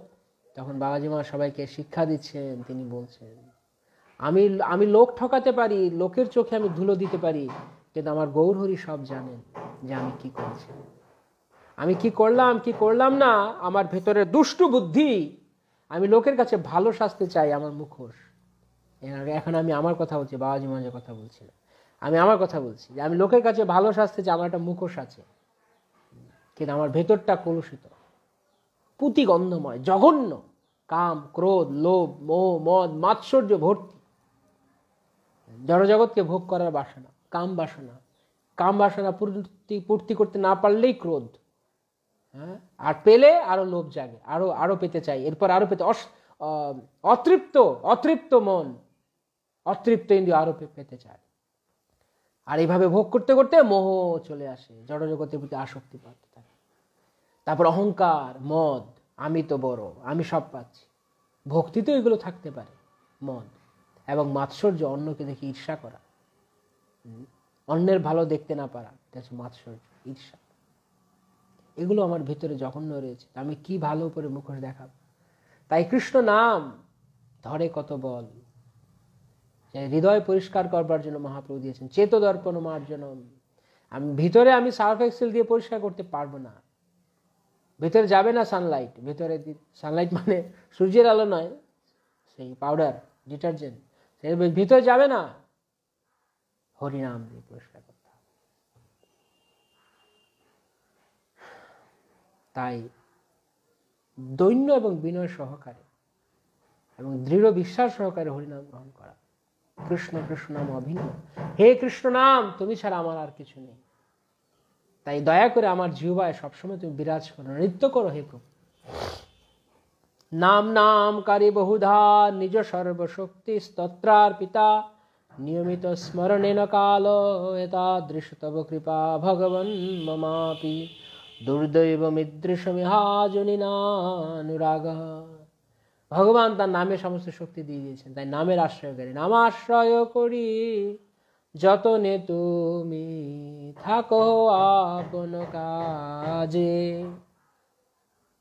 নামের আশ্রয় নিয়ে, তাই নিরন্তর হরিনাম করতে বলা আছে, কুরু হরি হরি ধান মনীষম, নিরন্তর হরিনাম করো, কারণ নিরন্তর হরিনাম করলে তখন অন্য কিছু ভাবার, অন্য কিছুর দিকে মন যাওয়ার উপায় থাকবে না, মন তখন ওখানে লেগে থাকবে। নিরন্তর হরিনামের মধ্যে থাকতে হবে, নিরবধি কৃষ্ণ নাম গ্রহণ করা, কীর্তনীয় সদা হরি, অমানি মানদ এবং তৃণাপেক্ষা সুনীচ তরুণ্যে সহিষ্ণু হয়ে।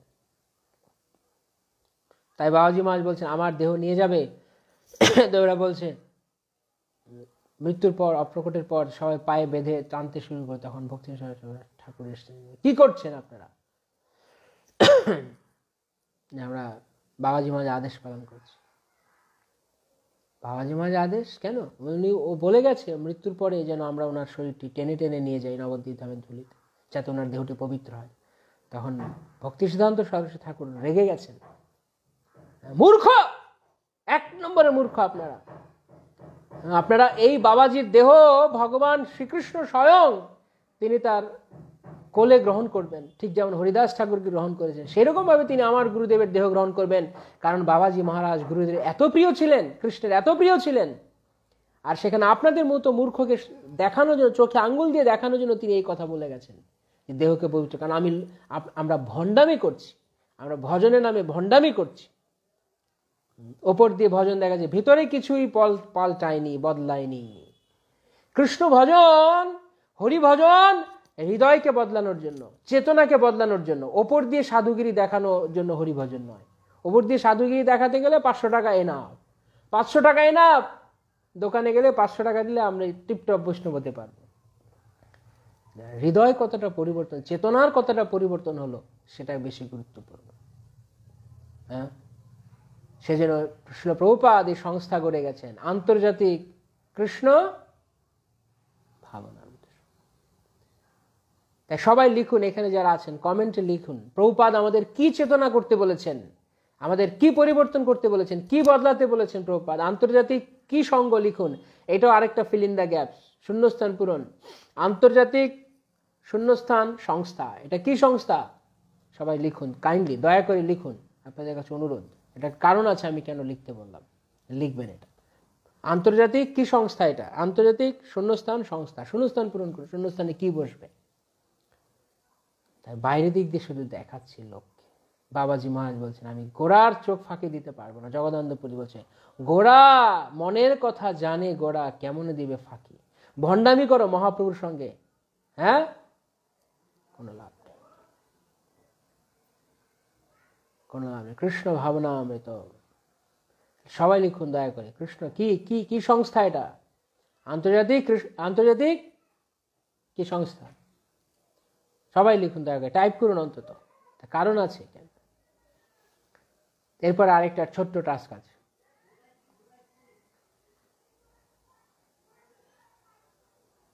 কৃষ্ণ ভাবনা অমৃত, কৃষ্ণ ভাবনা অমৃত সব। ওপর দিয়ে আমি দেখাতে পারি আমি সাধু হয়ে গেছি, বৈষ্ণব হয়ে গেছি, ভালো ড্রেস পরেছি, বাহ আমাকে তো খুব সাধু সাধু লাগছে। ভেতরে আমি একটা কদু, আসলে লাউ, আমি কোনো সাধু হইনি এখনো। কারণ এখনো আমি ভেতরে কাম, কিছু জড়জাগতিক কিছু দেখলেই খেলে আমার জন্য পাওয়ার বাসনা। অন্যের ভালো দেখলে, অন্যকে ভালো কিছু করতে আমার চোখ টাটাচ্ছে, আমার ঈর্ষা হচ্ছে, হ্যাঁ। আর মনের মতো কিছু না হলেই ক্রোধ জেগে যাচ্ছে, আমার মতো হলো না কেন সবকিছু। কৃষ্ণ ভাবনা অমৃত। তাই প্রভুপাদ আমাদের ভাবনাকে বদলাতে বলেছে। এটা কৃষ্ণ, এটা অনেক সেবা করছি আমি, অনেক কিছু করছি, আমি বড় পোস্টে রয়েছি, আমি বহুত সেবা করে নিয়েছি, লোকে আমাকে চিনছে জানছে, সেটা বড় জিনিস নয়, সেটা বড় জিনিস নয়। সেটা দিয়ে আমি ভগবানের কাছে যেতে পারবো না। যদি এই জগতের পপুলারিটি দিয়ে ভগবানের কাছে যাওয়া যেত, তাহলে যারা বড় বড় রাজনৈতিক নেতা আছে, আমেরিকার প্রেসিডেন্ট আছে, সবচেয়ে বেশি ভোট পায় বা যে কোনো জায়গাতে, তারা সব ভগবানের কাছে চলে যেত পপুলারিটি দিয়ে যদি, অথবা টেম্পল প্রেসিডেন্ট, জিবিসি, তারা সব চলে যেতেন ভগবানের কাছে। কিন্তু আমরা জানি না কে যাবে কে যাবেন না। তারা যাবেন না এমন কথা নেই, তারা ভক্ত হলে তারাও যাবেন। ভগবান কেবল ভক্তির কাঙাল, প্রেম ভিখারি কৃষ্ণ, অন্য কিছু নয়। আর প্রেম হৃদয় থেকে হয়, বাইরের দেহ দিয়ে পোশাক দিয়ে প্রেম হয় না। যদি খুব স্ট্রিক্টলি বলতে যাই, খুব কড়া কথায় বলি, শুনতে খারাপ শোনা যেতে পারে, কিন্তু চিন্তা করে বিবেচনা করে বলবেন কথাটা যুক্তিযুক্ত কিনা। যেই সমস্ত স্ত্রীলোকেরা অত্যধিক সাজে, প্রয়োজনের অতিরিক্ত, অতি জাকালো ভাবে, তারা আসলে কি বোঝাতে চায়, সবাই জানে, আমি বলবো না। সুখ মহারাজ বলেন তোমরা জানো সবাই, আমি বেশি বলবো না। আমরা বলার দরকার নেই, লোক জানে কি বোঝাতে চায়। উৎকট জাকালো সাজ, এর আগের দিন আমরা ক্লাসে আলোচনা করছিলাম, দুই এক ক্লাস আগে। অতিরিক্ত ভালো না খাইবে ভালো না পরিবে, ওই ক্লাসের দিন মহাপ্রভুর ভালো না পরিবে মানে কি, মহাপ্রভু কেনই কথা বলেন ভালো না পরিবে। সিম্পল লাইফ লিড করো, লোকের কাছে নিজেকে দেখানো আমি খুব সাধু, বড় সাধু, একদম ভালো মতো ফোটা কাটা কেটে আমি একদম সাধু বৈষ্ণব হয়ে বসে আছি না। কৃষ্ণ জানে সব। কৃষ্ণ আমার ফোঁটা দেখবে না, আমার কাপড় দেখবে না, কৃষ্ণ দেখবে আমার হৃদয়ে কি রয়েছে। অতি বেশি বাইরে সাজা অন্য কিছু লক্ষণ রয়েছে। যেমন যে স্ত্রীলোক, স্ত্রী আর পুরুষ বলে কথা নেই, বেশি যে সাজছে তার অন্য কোনো উদ্দেশ্য রয়েছে, সে অন্য কোনো উদ্দেশ্যে সেটা করছে, অতিরিক্ত সাজগোজ। তাই এর ঠিক তদ্রূপ এই তুলনা করতে পারি আমরা এইভাবে ভক্তি জীবনে। বেশি সাজগোজ দেখাচ্ছে অনেকে, একদম টিপটপ বৈষ্ণব। হ্যাঁ, ভক্ত অবশ্যই নিট অ্যান্ড ক্লিন থাকবে, দ্যাট ডাজন্ট মিন যে আমাকে একদম জাকালো, একদম জাঁকজমক ভাবে লোকের দৃষ্টি আকর্ষণ করার জন্য। অনেক সময় কিছু জাস্ট দৃষ্টি আকর্ষণ। যেমন আমি বলছিলাম না কিছুদিন আগে, গোপী কি নাম, কি অনুষ্ঠান গেল,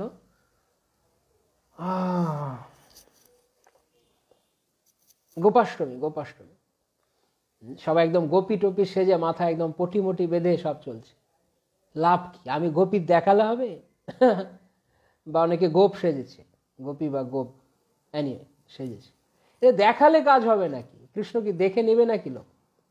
যে ভালোবাসা, যে ভালোবাসে সে ভালোবাসা দেখে, ওপরের উৎকট সাজ সে দেখে না। উৎকট সাজ এই জগতে বাজে মহিলারা করে বা বাজে পুরুষেরা করে অন্যকে আকৃষ্ট করার জন্য, কিন্তু ভগবত ভক্ত তার হৃদয়কে কৃষ্ণকে অর্পণ করেন ওপরের সাজ দেখিয়ে নয়। সে বাইরে দিয়ে খুব সাধারণ মনে হতে পারে।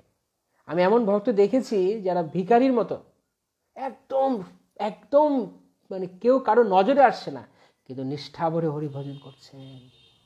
আমি শ্রদ্ধায় তাদের প্রতি আমার মাথা নিচু হয়ে যায়। আমি দেখেছি এমন বৈষ্ণব, আপনাদের আশীর্বাদ। মায়াপুরও আছে।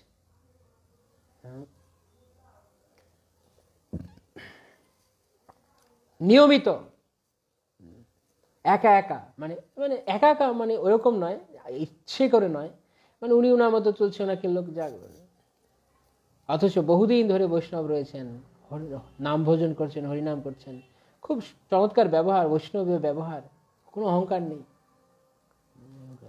অনেক ভক্ত রয়েছেন, তার মধ্যে অন্যতম এক্সাম্পল শ্রীপাদ জননীবাস প্রভু, শিক্ষাগুরু বর্গের অন্যতম শ্রীপাদ জননীবাস প্রভু। একদম যারা মায়াপুরে থাকেন বা দেখেছেন মায়াপুর থেকে, এত সরল বৈষ্ণব আমি আমার জীবনে খুব রেয়ার দেখেছি, দুর্লভ। এত সহজ সরল বৈষ্ণব শ্রীপাদ জননীবাস প্রভু, দুজনেই দুই ভাই, তারা দুজনে পঙ্কজানন্দ প্রভু, বিশেষ করে জননীবাস এত এত মানে। তো এই হল বৈষ্ণব, কিন্তু চুপচাপ নিজের মন মতো সেবা করে চলেছেন। কি এদিকে সারা পৃথিবী উল্টে যাচ্ছে, তাদের কিছু যায় আসে না। কত কিছু ম্যানেজমেন্ট বদলাচ্ছে, এই হচ্ছে ওই হচ্ছে, অনেক কিছু হচ্ছে, তারা হরিভজন করে যাচ্ছে নীরবে নিভৃতে। যেহেতু তারা মায়াপুরের প্রধান পূজারী, তাই তাদের অনেক জায়গাতে একটা জনপ্রিয়তা আছে, সেটা অন্য কথা, কিন্তু তারা জনপ্রিয়তার কাঙাল না। আমি দেখেছি প্রভুদের খুব সামনে থেকে, বহু বছর ধরে অবজার্ভ করছি। এত এত মানে বৈষ্ণব আমি কখনো দেখিনি। সে কথা মানে বলতে গেলে একটা কথা মানে না মানে হঠাৎ মনে পড়ে গেল। এক বছর, বেশ কয়েক বছর আগে, এক বছর, আমি জানি না এর কথা আমার বলা উচিত নয়, মনে হয় পাবলিক বলাবে, তাই স্কিপ করছি। যাই হোক, এত বিনয়ী তারা, মানে কল্পনার অতীত, ভাবতেও পারা যায় না। মানে যে কথা আমি বলতে চাই ওই কথা বললে কারো হয়তো বিশ্বাস হবে না, মনে এত মহান বৈষ্ণব, কিন্তু বোঝা যায় না। কোনো সাজগোজ নেই, সিম্পল ভাবে চলছে। একটা পাতলা একটা ধুতি পরেন, কোনো রকম একটা গেঞ্জি গায়ে দেন, উপরে একটা হালকা উত্তর পরেন, কোনো সব জনসাধারণের মাঝখানে আপন মনে এসে কিসের বাহাদুরি আছে আমাদের? আমরা একটুখানি মন্দিরে একটা পজিশন দিলেই, ভক্তি বৃক্ষে নামটা একটা কিছু দিলেই, হ্যাঁ, ইউথ প্রিচিং একটা কিছু হলেই আমি একটা কিছু হয়ে গেলাম বড়, নিজেকে আমি হনু মনে করছি। গাধা কোথাকার! কিসের হনুগিরি আমাদের, কিসের বাড়াবাড়ি আমাদের? যে যত কৃষ্ণের থেকে দূরে সে তত বেশি অহংকারী। যার কৃষ্ণ ভাবনায় হৃদয়ে যত কম পূর্ণ সে তত বেশি গবেট, সে তত বেশি অহংকারী নাম্বার এক। যে যত কৃষ্ণের কাছে সে নিজেকে তত ক্ষুদ্র দেখতে পারে। সে উদাহরণ এর আগে অনেকবার বলেছি আমি। পাহাড় থেকে আপনি যত দূরে থাকবেন পাহাড়কে আপনার হাইটের মনে হবে। আপনি পাহাড়ের যত কাছে যাবেন, একদম কাছে চলে যাবেন, পাহাড়ের গোড়ায় চলে আসবেন, পাহাড়ের পাদদেশে, তখন দেখবেন পাহাড় কি আর আমি কি। যে দূরে থাকে পাহাড়তে, আমি আর একই। হ্যাঁ, তাই ভগবানের যে যত নিকটে সে তত বিনয়ী বৈষ্ণব। যে ভগবান থেকে অনেক দূরে আছে, কৃষ্ণ ভাবনা থেকে বহুত দূরে আছে, সে একটা ভণ্ড, সে মূর্খ, সে মনে করছে আমি কি না কি জানি হয়ে গেছে। এরকম সংস্থায় বহু ভক্ত এসছেন এবং গেছেন, প্রভুপাদের সময় অনেক এসছেন। প্রভুপাদের প্রথম সন্ন্যাসী শিষ্য বা এরকম, যাই হোক, প্রভুপাদ বলে সাবধান, 1969 কথা, 66 ইস্কন হয়েছে, 69 মধ্যে শুরু করে দিয়েছে উৎপাত। প্রভুপাদের সাবধান, গুরুর সামনে গুরুগিরি করার চেষ্টা করো না, নিজে বেশি বড় হয়ে যেও না, আচার্যগণের পদাঙ্ক অনুসরণ করো। বৈষ্ণব ধর্ম মানে আচার্য পদাঙ্ক অনুসরণ করা, শতবৃত্তে। নিজে মাতব্বরি করতে যেও না, নিজে বেশি কিছু হয়ে যেও না। তুমি মনে করো না তোমাকে আমি কিন্তু কোনো সেবা অধিকার দিয়েছি, তুমি অনেক বড় হয়ে গেছো। ভগবান আমাদের গুরুদেব আমাদের সেবার অধিকার দিয়েছেন, তার মানে এই না যে আমরা কিছু হয়ে গেছি।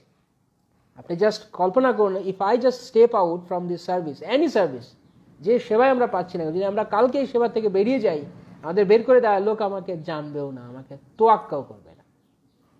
বহু বহু এরকম এসছে। বাংলায় বলে হাতি ঘোড়া গেল তল, মশা বলে কত জল। মায়াকে নিয়ে খেলার চেষ্টা করলে অধপতন হতে হবে। অর্থাৎ নিজেকে অহংকারী করলে, নিজেকে অহংকারী করা মানে মায়াকে নিয়ে খেলা করা। অহংকারী হওয়া মানে আগুন নিয়ে খেলা করা। তাই সব সময় গুরু বৈষ্ণবের কাছে কৃতজ্ঞ থাকা, শিক্ষাগুরুর কাছে, দীক্ষাগুরুর কাছে কৃতজ্ঞ থাকা, যাদের কারণে আমি ভক্তিকে জানতে পারলাম, ভক্তিকে চিনতে পারলাম, ভক্তির রস আস্বাদন করতে পারলাম, তাদের প্রতি চিরকৃতজ্ঞ অনুভব করা। কেননা কৃতজ্ঞতা কৃপা আকর্ষণ করে। আর নিজে বড় হয়ে যাওয়া মানে কৃপার থেকে ছিন্ন হয়ে যাওয়া। ঠিক যেমন বৃক্ষ, গাছের ডাল থাকে, গাছের ডাল যদি গাছ থেকে ভেঙে যায় শুকিয়ে যাবে আস্তে আস্তে জলের অভাবে। ঠিক তেমনি আমরা যদি কৃষ্ণ ভাবনা থেকে বিচ্ছিন্ন হয়ে যাই, আমরা শুকিয়ে যাব, মরে যাব, শুকিয়ে যাব আমরা। তাই লেগে থাকতে হবে সবসময়, সবসময় কৃষ্ণ ভাবনায় লেগে থাকতে হবে। সাবধান, তখন সম্ভব হবে যখন আমরা এগুলো প্র্যাকটিস করব।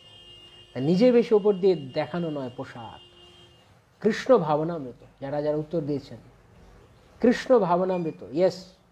এখন আপনারা যারা যারা লিখেছেন তাদের সবার কাছে আমার আরেকটা অনুরোধ, যে আপনারা আরো একটা লাইন লিখবেন। যেহেতু আপনারা কৃষ্ণ ভাবনামৃতের সংস্থায় আমরা রয়েছি, তাই আমরা আজকে সবাই লিখবো এই কথাটা, যে আমি কেবল পোশাক বদলাবো না, আমার চেতনাকে বদলাবো। দয়া করে একটা লাইন সবাই লিখুন। কেননা লিখতে গেলে নিজের বুকে অন্তত লাগবে, হৃদয়ে লাগবে, আমি কি লিখছি, আমি চিন্তা করব। সেজন্য লিখতে বলা হয়। আমি কেবল পোশাক নয়, আমি চেতনা বদলাবো। কেবল পোশাক নয়, আমি চেতনা বদলাবো। এটা লিখুন সবাই দয়া করে, যাদের যাদের ইচ্ছা। যারা না চাইবে ঠিক আছে, অসুবিধা নেই, জোরাজোরি কিছু ব্যাপার নেই। কিন্তু এটা লিখতে গেলে অন্তত হৃদয় একবার লাগবে, আমি কি লিখলাম, কালকে মনে পড়বো আমি কি লিখলাম ওখানে। আমি লিখলাম আমি চেতনা বদলাম। আমি কি এখনো বদলেছি? আমি তো এখনো দেহের চেতনা রয়েছে। কেউ কিছু বলে ফুট করে আমার লেগে যাচ্ছে। কেন কেন আমার কি লাগে এই জগতে? কি আমার কি হয়? কেউ আমার কিচ্ছু নেই। আমি কৃষ্ণের, কৃষ্ণ আমার, আর কিচ্ছু নেই। দুইয়ের মাঝখানে কিছু থাকতে পারবে না। এই প্রেমের সম্পর্কে কেউ আসবে না মাঝখানে, কেউ মাঝখানে ঝামেলা পাকাতে আসবে না। ভগবানের সঙ্গে ভক্তের 1-to-1 সম্পর্ক, এক সম্পর্ক। কেবল পোশাক নয়, আমরা চেতনা বদলাবো। পোশাক বদলালে অনেক কিছু বদলানো যায়। দোকানে গেলে 5,000 টাকা দামের ধুতিও পাওয়া যায়, আরো বেশি দামের হতে পাওয়া যায়, জানি না। অনেকে শুনছি তারা 3,000 টাকা মিটারের ধুতি পরে। I don't know what purpose, কি হবে? কাপড় তো কাপড়ই, গায়ে বললে সবই এক।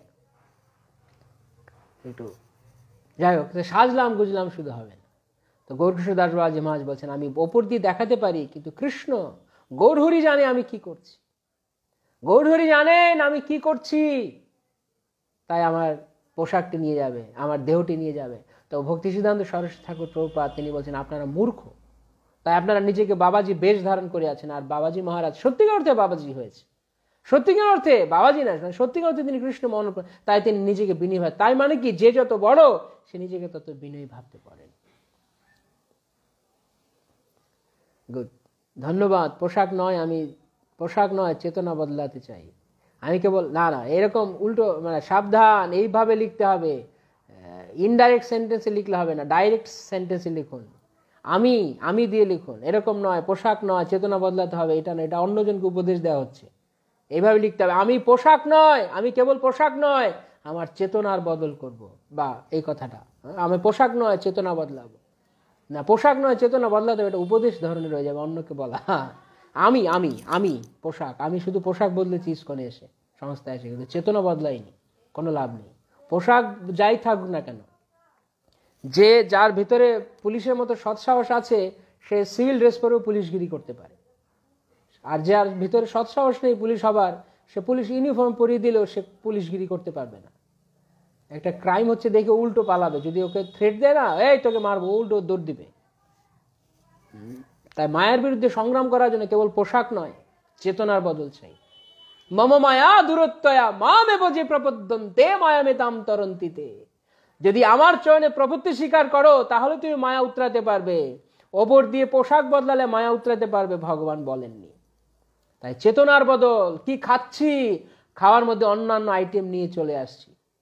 কেন এটা এই আইটেমটা বানালে আগের দিনের কথা মনে পড়ে, নস্টালজিক হয়ে যাচ্ছে আমি। মূর্খ কোথাকার, সে নস্টালজিক হতে এসছে ভক্তি জীবনে, যেখানে ভক্তি ঠাকুর বলছেন পূর্ব ইতিহাস ভুলিনু সকল, সেবা সুখ পেয়ে মনে। আর আমরা বলছি ছবি পোস্ট করে বলছি, আরে বান্ধবী, আরে বন্ধু, অমুক সেই কলেজের দিন, সেই স্কুলের দিন মনে পড়ছে, নস্টালজিক হয়ে গেছি। কেন এখন মালা তিলক পরে ভাল লাগছে না অনেকে, নাকি এখন আগের দিন নস্টালজিকটা মনে পড়ছে, নস্টালজিয়া হয়ে যাচ্ছে অনেকে। সাবধান সাধু, সাবধান। চোরকে সাবধান নয়, সাধু সাবধান। কারণ চোরকে কেউ কিছু বলবে না, চোর তো চুরি করবে। সাধুকে সাবধান হতে বলা আছে, চেতনা বদলাতে হবে সাধু। সাধু যদি নস্টালজিক হয় তাহলে সমস্যা আছে। কারণ নস্টালজিক হলে পেছনের দিন ভালো নেই আমাদের, পেছনের দিন খারাপ আছে। পেছনের দিন, সামনের দিন আমাদের ভালো করতে হবে। পেছনে সাধুদের নস্টালজিক হওয়া মানায় না, মানে জড়জগতের মানুষদের। হ্যাঁ, যদি কোনো কোনো শুভ স্মৃতি থাকে ভক্তদের সঙ্গে, সেটা অন্য কথা। সেই স্কুল কলেজ লাইফের নস্টালজিক হওয়া, যখন আমি কিছু করতাম না, তখন ভালো নয়। তাই চেতনা বারবার ঘুরে ফিরে যাচ্ছে দিকে। শুধু তাই না, এখন আর ইচ্ছে করে খাওয়া দাওয়ার মধ্যে এমন আইটেম রান্না করছে লোকেরা, মনে করাচ্ছে অন্যদিনের কথা। আমি কি বলতে চাইছি বুঝতে পারছেন তো? কারা কারা বুঝতে পারছেন? সাবধান, এগুলো সূক্ষ্ম ব্যাপার। যদি এগুলো কেউ পাত্তা দেয় না, মনে করে আরে না ঠিক আছে, ভক্ত হয়ে গেছে, আবার কি, ড্রেস তো বদলে ফেলেছি। আগে প্যান্ট শার্ট পরতাম, তো ধুতি পরি, শাড়ি পরি, তিলক করি, মালা কাটি, মালা নেই তিলক কাটি, তা কি হয়েছে? হৃদয় বদলেছে। হৃদয় শোধন নহিলে ঘর ছাড়লে পরে বৈরাগী তারে নাহি কয়, মর্কট বৈরাগী তারে কয়। হৃদয় শোধন, হৃদয় শোধন আর কৃষ্ণের বাসনা, নৃসিংহ দুয়ারে মোর এই তো প্রার্থনা। ভক্তিবিনোদ ঠাকুর প্রার্থনায় বলছেন, সীমন্ত দ্বীপে নৃসিংহদেবের চরণে পড়ে তিনি বলছেন, হৃদয় শোধন আর কৃষ্ণের বাসনা, নৃসিংহ দুয়ারে মোর এই তো প্রার্থনা। আর আমি নৃসিংহদেব আমি ফর্দ নিয়ে এসেছি, লিস্টটি, এই লিস্টটি ধরিয়ে দিচ্ছি আপনার হাতে। এই লিস্ট দেখে আপনি আমাকে এই লিস্টে যা যা রয়েছে আমার তা পূরণ করুন। না, এটার জন্য আমরা নৃসিংহদেব নয়। নৃসিংহদেব হচ্ছে হৃদয়কে শুদ্ধ করো প্রভু। হৃদয়ে কাম, ক্রোধ, লোভ, মোহ, মদ, মাত্র যা আছে সব পরিষ্কার করে দাও। দয়া করে আমাকে কৃষ্ণকে ভালোবাসতে, তোমাকে ভালোবাসতে সুযোগ দাও। এই কারণে আমি করব। নৃসিংহদেবের কাছে ভিড় পড়ে যায় বেশি লোকের, অন্যান্য জায়গা তো পড়ে না। মহাপ্রভুর কাছে বা মাধবের কাছে কেন? নৃসিংহদেব অনেক কিছু দেয় তো ভালো, কিন্তু নৃসিংহদেবের কাছে হৃদয় শোধন আর কৃষ্ণের বাসনা চাইতা। অন্য কিছু চাইলে ভগবান করবে, কিন্তু ঠকে যাব, ঠকে যাব। কেন? একটা কথা বলছি,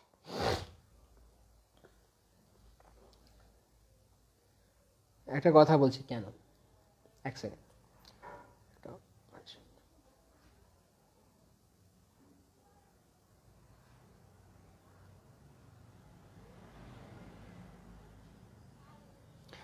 কারণ আমি ঠকে যাব, কারণ আমি একটা কিছু চেয়ে বসলাম ভগবানের কাছে, ভগবান আমাকে দিয়ে দিলেন, তারপরে সেই জিনিসটি আমার গলায় গলগ্রহ হয়ে যাবে।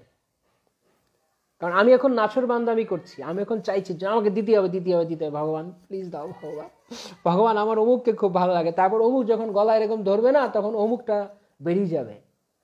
কি বলতে চাইছি বুঝতে পারছেন সবাই? সবাই এখন অনেক চতুর, চালাক।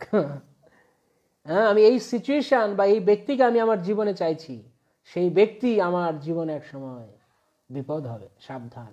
তাই ভগবানের কাছে পৃথু মহারাজের প্রার্থনা বেস্ট, হে ভগবান, আপনি আমার পিতা, আমি আপনার পুত্র। পিতা জানেন কিসে ভালো, আপনি তাই করুন। এই দাও, ওই দাও, সেটা দাও, এটা দাও, কিন্তু এটা সেটা, তারপরে এটা সেটা আমার অনেক যন্ত্রণার কারণ হবে। তাই নৃসিংহদেবের কাছে এটা সেটা চাওয়ার দরকার নেই। কারণ আমি যেই বিপদ আমাকে ভগবান দিয়েছে, হয়তো এমন হতে পারে এই বিপদের মধ্য দিয়ে ভগবান আমাকে তার আরো কাছের নিতে চান। আর আমি নৃসিংহদেবের কাছে গিয়ে, নৃসিংহদেব দয়া করে এই বিপদ থেকে আমার রক্ষা করো, এই বিপদ থেকে আমাকে উত্তরাও। ভগবান তো এই বিপদ আমাকে দিয়েছেন ইচ্ছা করে আমাকে তাকে কাছে নেবেন বলে।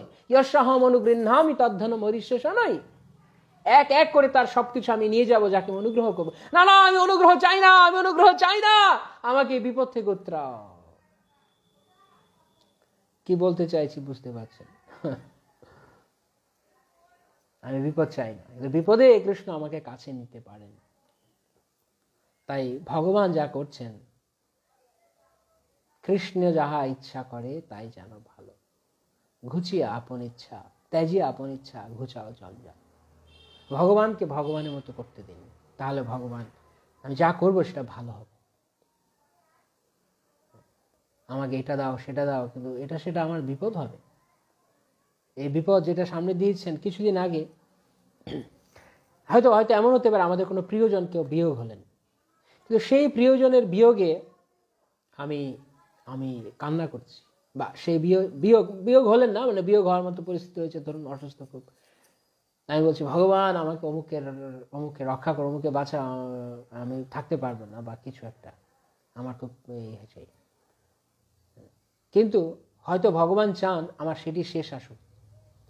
সেই যে আমরা একটা কাহিনী বলছিলাম, অর্জুনকে নিয়ে কৃষ্ণ গিয়েছেন, তার একটা বুড়িমার, তার একটা গাভী ছিল, বুড়িমা অনেক সেবা করলেন ভগবানের। আর আসার সময় ভগবানকে অর্জুন জিজ্ঞাসা করলেন যে আপনাকে এত সেবা করলে আপনি তাকে কোনো বর দিলেন না, কোনো আশীর্বাদ করলেন না? তখন ভগবান কি বললেন, আশীর্বাদ যা করার করে এসছি আমি। কি বলে, গিয়ে দেখো বাড়ির গাভীটা মারা গেছে। তখন অর্জুন বললেন আপনার এত সেবা করলো, আপনি গাভীটা মেরে দিলেন? ওই গাভীর দুধ দিয়েই তো আপনার সেবা করলো, আর সেটা আপনি শেষ করে দিলেন। ভগবান বললেন ওই বুড়িমার এই জগতে কেউ নেই, কিচ্ছু নেই, একটা গাভী রয়েছে, সেই গাভীটার প্রতি তার খুব আসক্তি রয়েছে। মৃত্যুকালে এই গাভীটাকে চিন্তা করে ওর জীবনটা শেষ করে, পরের জন্য গাভী হবে, তাই আমি মেরে দিয়েছি। এখনই শেষ আসক্তি বিন্দুটুকু কৃষ্ণ উপড়ে ফেলবেন, এটাই তার আয়োজন। সেই আয়োজনে যদি আমরা সামিল হই, সেই আয়োজনে যদি আমরা ভগবানের চরণ ধরে থাকি, তাহলে আমাদের রক্ষা আছে। যদি নিজে বেশি স্মার্টগিরি দেখাই, এই বিপদ থেকে আমাকে বাঁচাও, ভগবান এই বিপদ হয়তো আমাকে দিয়েছেন তার কাছে আরো আসক্ত করতে। যেই প্রিয়জনের জন্য আমি কষ্ট পাবো, সেই প্রিয়জন আগে নিয়ে নিল যাতে মৃত্যুর আগে সেই প্রিয়জনের জন্য আমার দুঃখ না হয়। তাই কোনটা চাই? মৃত্যুর সময় কৃষ্ণ স্মরণ চাই না প্রিয়জনের মুখ স্মরণ চাই? কারা কারা মৃত্যুর সময়ে কৃষ্ণ মুখ স্মরণ করতে চান? হরি বল, হরি বল, হরি বল। কৃষ্ণ অন্তে নারায়ণের স্মৃতি, অন্তে কৃষ্ণ স্মৃতি হচ্ছে আমাদের জীবনের লক্ষ্য। আত্মীয় স্বজন, বন্ধু বান্ধব, পরিবার পরিজন, আমার প্রিয় জিনিস, আমার প্রিয় কি বলে ওয়ার্ডরোব, আমার রেফ্রিজারেটর, আমার টেলিভিশন, আমার এয়ার কন্ডিশনার, এইগুলো চিন্তা করার জন্য আমরা নেই। তাহলে এই ঘরে টিকটিকি হয়ে জন্ম নিতে হবে, আরশোলা হয়ে জন্ম নিতে হবে। সাবধান। হরি বল, হরে কৃষ্ণ। দেখি কারা কারা মৃত্যুর সময় কৃষ্ণকে স্মরণ করতে চান, কৃষ্ণ মুখ পদ্ম বা কৃষ্ণ পাদপদ্ম স্মরণ করতে চান। হরে কৃষ্ণ, হরি বল। প্রভু আপনার লেকচারগুলো আগে কেন পাইনি? যার যার সময়ে কৃষ্ণ সময়ে, যার যাকে যার সময় তখন তাকে তা দেন প্রভু। ওকে, গান্ধর্বিকা মাতাজি, স্নিগ্ধা মাতাজি, ঝর্ণা মাতাজি, যুধিষ্ঠির প্রভু, মীনাক্ষী রাধিকা দেবী দাসী, সোমা দে, সুব্রত সুদামা দাস, আনন্দময়ী কলাবতী দেবী দাসী, বাহ মাতাজি অনেকদিন পর দেখছি আপনাকে। বৈষ্ণব বাসুদেব প্রভু, সুমণ্ডল প্রভু, অর্চনেশ্বরী রাধা মাতাজি, শিল্পী চৌধুরী, গুড, ভেরি গুড, ধন্যবাদ। হরি বল। সবাই আমরা কৃষ্ণ স্মরণ চাই মৃত্যুর সময়, অন্য কিছু চাই না, অন্য কিছু চাই না। তাই যা কিছুতে আসক্তি রয়েছে, কৃষ্ণ বড় দয়াময়। তারপর কি? কৃষ্ণ বড় দয়াময়ের পরে কি? সঙ্গে শৈলী, হ্যাঁ প্রভু পরিবারে জিহ্বা জয় সব প্রসাদ, হ্যাঁ এটা খুব ভালো বুঝি আমরা। মহাপ্রসাদ পেলে একদম যেখানে থাকুক না কেন প্রসাদের গন্ধে ছুটে আসবে, প্রভু প্রভু প্রসাদ ছুটে, চলুন চলুন, যাবেন না, চলুন, এইটা ভালো বুঝি। কৃষ্ণ বড় দয়াময়, দয়া করিয়া তাহে মায়া রে ছাড়য়। কৃষ্ণ যদি দয়া করেন তাহলে আমাদের মায়া ছাড়াবেন। কৃষ্ণ বড় দয়াময়, যেখানে যেখানে মায়া রয়েছে, মমতা রয়েছে, আসক্তি রয়েছে, সব দূর করে দেবেন কৃষ্ণ। শ্রীমদ্ ভগবদ গীতায় কৃষ্ণ অর্জুনকে বলছেন, সাবধান অর্জুন, ময়ি সর্বাণি কর্মাণি সংন শ্রদ্ধাত্ম চেতসা নিরাশ নির্মম নির্মম যুদ্ধস্য বিগত জড়। নির্মম, মমত্ববোধ ছাড়ো। শ্রীমদ্ ভগবদ গীতা 3:30। মমত্ববোধ ছাড়ো, যুদ্ধ করো কিন্তু মমত্ববোধ রেখো না, আমার নয় কিছু। তাই ভগবান জোর করে নিয়ে যাবেন, সব সাফ করে দেবেন, পরিষ্কার করে দেবেন। তাই কিছু নিয়ে যাওয়া মানে ভগবানের কৃপা। ভগবান জীবনে যত দিবে না তত ভক্ত সাবধান হয়ে থাকবেন, বিপদ। কে জানে কৃষ্ণ আবার কোন পরীক্ষায় ফেলছেন। তাই সুখে ভক্ত বিচলিত হতে পারেন কখন, যদিও ভক্ত কোনো অবস্থাতেই বরং ভগবদ্গীতায় বলা হচ্ছে দুঃখে ন গুরুর না আপি বিচলতে। তিনি গুরুতর দুঃখেও ভক্ত বিচলিত হন না। কিন্তু সুখ বেশি পেলে, আনন্দের বেশি আয়োজন থাকলে ভক্ত একটু ভয় পেতে পারেন, কারণ জানি না কৃষ্ণ আমাকে সুদামা সেরকম ভয় পেয়েছেন, কৃষ্ণ কেন তুমি সব ঠিক করে দিলে আমার, আমি তোমাকে ভুলে যাব। শ্রীধর ঠাকুর জোর কেউ যে দরকার নেই, আমার দরকার নেই, আমার দরকার নেই, আমাকে চাই না ইন্দ্রপদ, অষ্টসিদ্ধি না, ব্রহ্মপদ না, জন্মে জন্মে সেই প্রভু হোর মুখ না কে, যেই ব্রাহ্মণ কারি নিল মোর কলাপাত, জন্মে জন্মে সেই প্রভু হও মোর নাথ। সে আমার নাথ হোক যে আমার থেকে চুরি করে নিত। তো এমনভাবে জীবনকে গঠন করতে হবে যেন মৃত্যুর সময়ে যেন আমরা কৃষ্ণকে দেখতে পারি। হ্যাঁ, নয়নে দেখিম তোমার উচান্দ পদন, হৃদয়ে ধরিম তোমার কমল চরণ, নয়নে দেখিম তোমার উচান্দ বদন, হৃদয়ে ধরিম তোমার, তারপর কি, জিহ্বা উচ্চারি তোমার কৃষ্ণ চৈতন্য নাম, এই মতো ইচ্ছা মোর ছাড়িমু পরাণ। এই হচ্ছে ভক্তের বাসনা। মৃত্যুকালে প্রিয় মুখগুলো সামনে দেখলে দুঃখ হবে, কান্না হবে। হ্যাঁ, তাই ভাগ্য ভালো হবে তার যাকে কৃষ্ণ কেবল নিজেকে স্মরণ করে নিয়ে চলে যাবেন, খুব ভাগ্যবান। কিছুদিন আগে আমার মায়ের ছোট বোন, আমার মাসি মারা গেছেন একটা অ্যাক্সিডেন্টে। কিন্তু তিনি মানে অ্যাক্সিডেন্ট হওয়ার সঙ্গে সঙ্গে ও তখনই ওখানে জ্ঞান হারিয়ে ফেলেছেন, এবং এই অবস্থাতেই তিনি আইসিইউতে 2 দিন পর 3 দিন পর তিনি একাদশের দিন দেহত্যাগ করেছেন। কৃষ্ণের ইচ্ছা। তো কোনো না কোনোভাবে আমরা হয়তো মানে আমার যারা ভাই বোনেরা আছে তারা হয়তো কষ্ট পেতে পারে বা এরকম, বা কেউ চিন্তা করতে পারে ভগবান কেন এরকম করলো, ভগবান কেন আমার মাকে এরকম করলো। কিন্তু আসলে ভালো করে বিচার করলে এই মৃত্যু একদিকে মনে হচ্ছে আমাদের সঙ্গে কথা বলতে পারলো না, হারে এলো, এটা কারা ভাবে? যাদের মায়া মমতা বেশি। কিন্তু যারা প্রকৃত বিচার জানেন তারা জানে এটা ভালো। কেন? কারণ যেই মুহূর্তে তিনি মঙ্গলারতির সময় এরকম ঘটনা ঘটেছে তার, তো কৃষ্ণ স্মরণ, তখন তিনি জপ করছিলেন, হাতে জপমালা ছিল, হরিনাম করতে করতেই বাস, কৃষ্ণ স্মরণ করতে করতে, কোনো আত্মীয় স্বজন ছেলে মেয়ে কারোর প্রতি কোনো চিন্তা নেই, কারো মুখ দেখে কাউকে চিন্তা করতে হয়নি, কৃষ্ণ স্মরণ করতে করতে মহাভাগ্যবতী আমি মনে করি। আমার বিনীত বিশ্বাস, জানি না বা বাকিটা কৃষ্ণের ইচ্ছা, মহাভাগ্যবতী, কেন কৃষ্ণ স্মরণের মধ্য দিয়ে। আমি জানি না এই ভাগ্য আমার হবে কিনা। সেই দিন যদি আমাদের আসে আমাদের জীবনে, যে আমরা যে অবস্থাতেই থাকি না কেন কৃষ্ণকে হৃদয়ে ধারণ করে, কৃষ্ণকে চিন্তা করতে করতে, এই জগতের কারোর কথা আর মনে পড়বে না। বাবা মা, স্ত্রী, পুত্র, পরিবার, আত্মীয় স্বজন, বন্ধু বান্ধব, কোনো সহায় অবলম্বন কিচ্ছু না, কেবল কৃষ্ণকে স্মরণ হবে, গৌরাঙ্গ চরণের স্মরণ হবে, নিত্যানন্দের স্মরণ হবে। সেইভাবে যদি আমরা দেহত্যাগ করতে পারি, কত ভাগ্যের মৃত্যু এটা, অন্তে নারায়ণের স্মৃতি। তাই ভক্ত তার জীবনকে এমনভাবে গড়ে তোলেন যেন তিনি সর্বদা কৃষ্ণ স্মরণে থাকেন। কেননা যে কোনো সময় মৃত্যু চলে আসতে পারে, আমরা জানি না মৃত্যু কখন আগে নোটিশ দিয়ে আসবে না। তাই ভক্ত প্রস্তুত থাকেন সর্বদা নিরন্তর কৃষ্ণ স্মরণ, অহর্নিশ বল কৃষ্ণ, অহর্নিশ চিন্ত কৃষ্ণ বল বদনে, অহর্নিশ। তাই এটি হচ্ছে ভক্তের পরীক্ষা, চেতনা পরিবর্তন করা।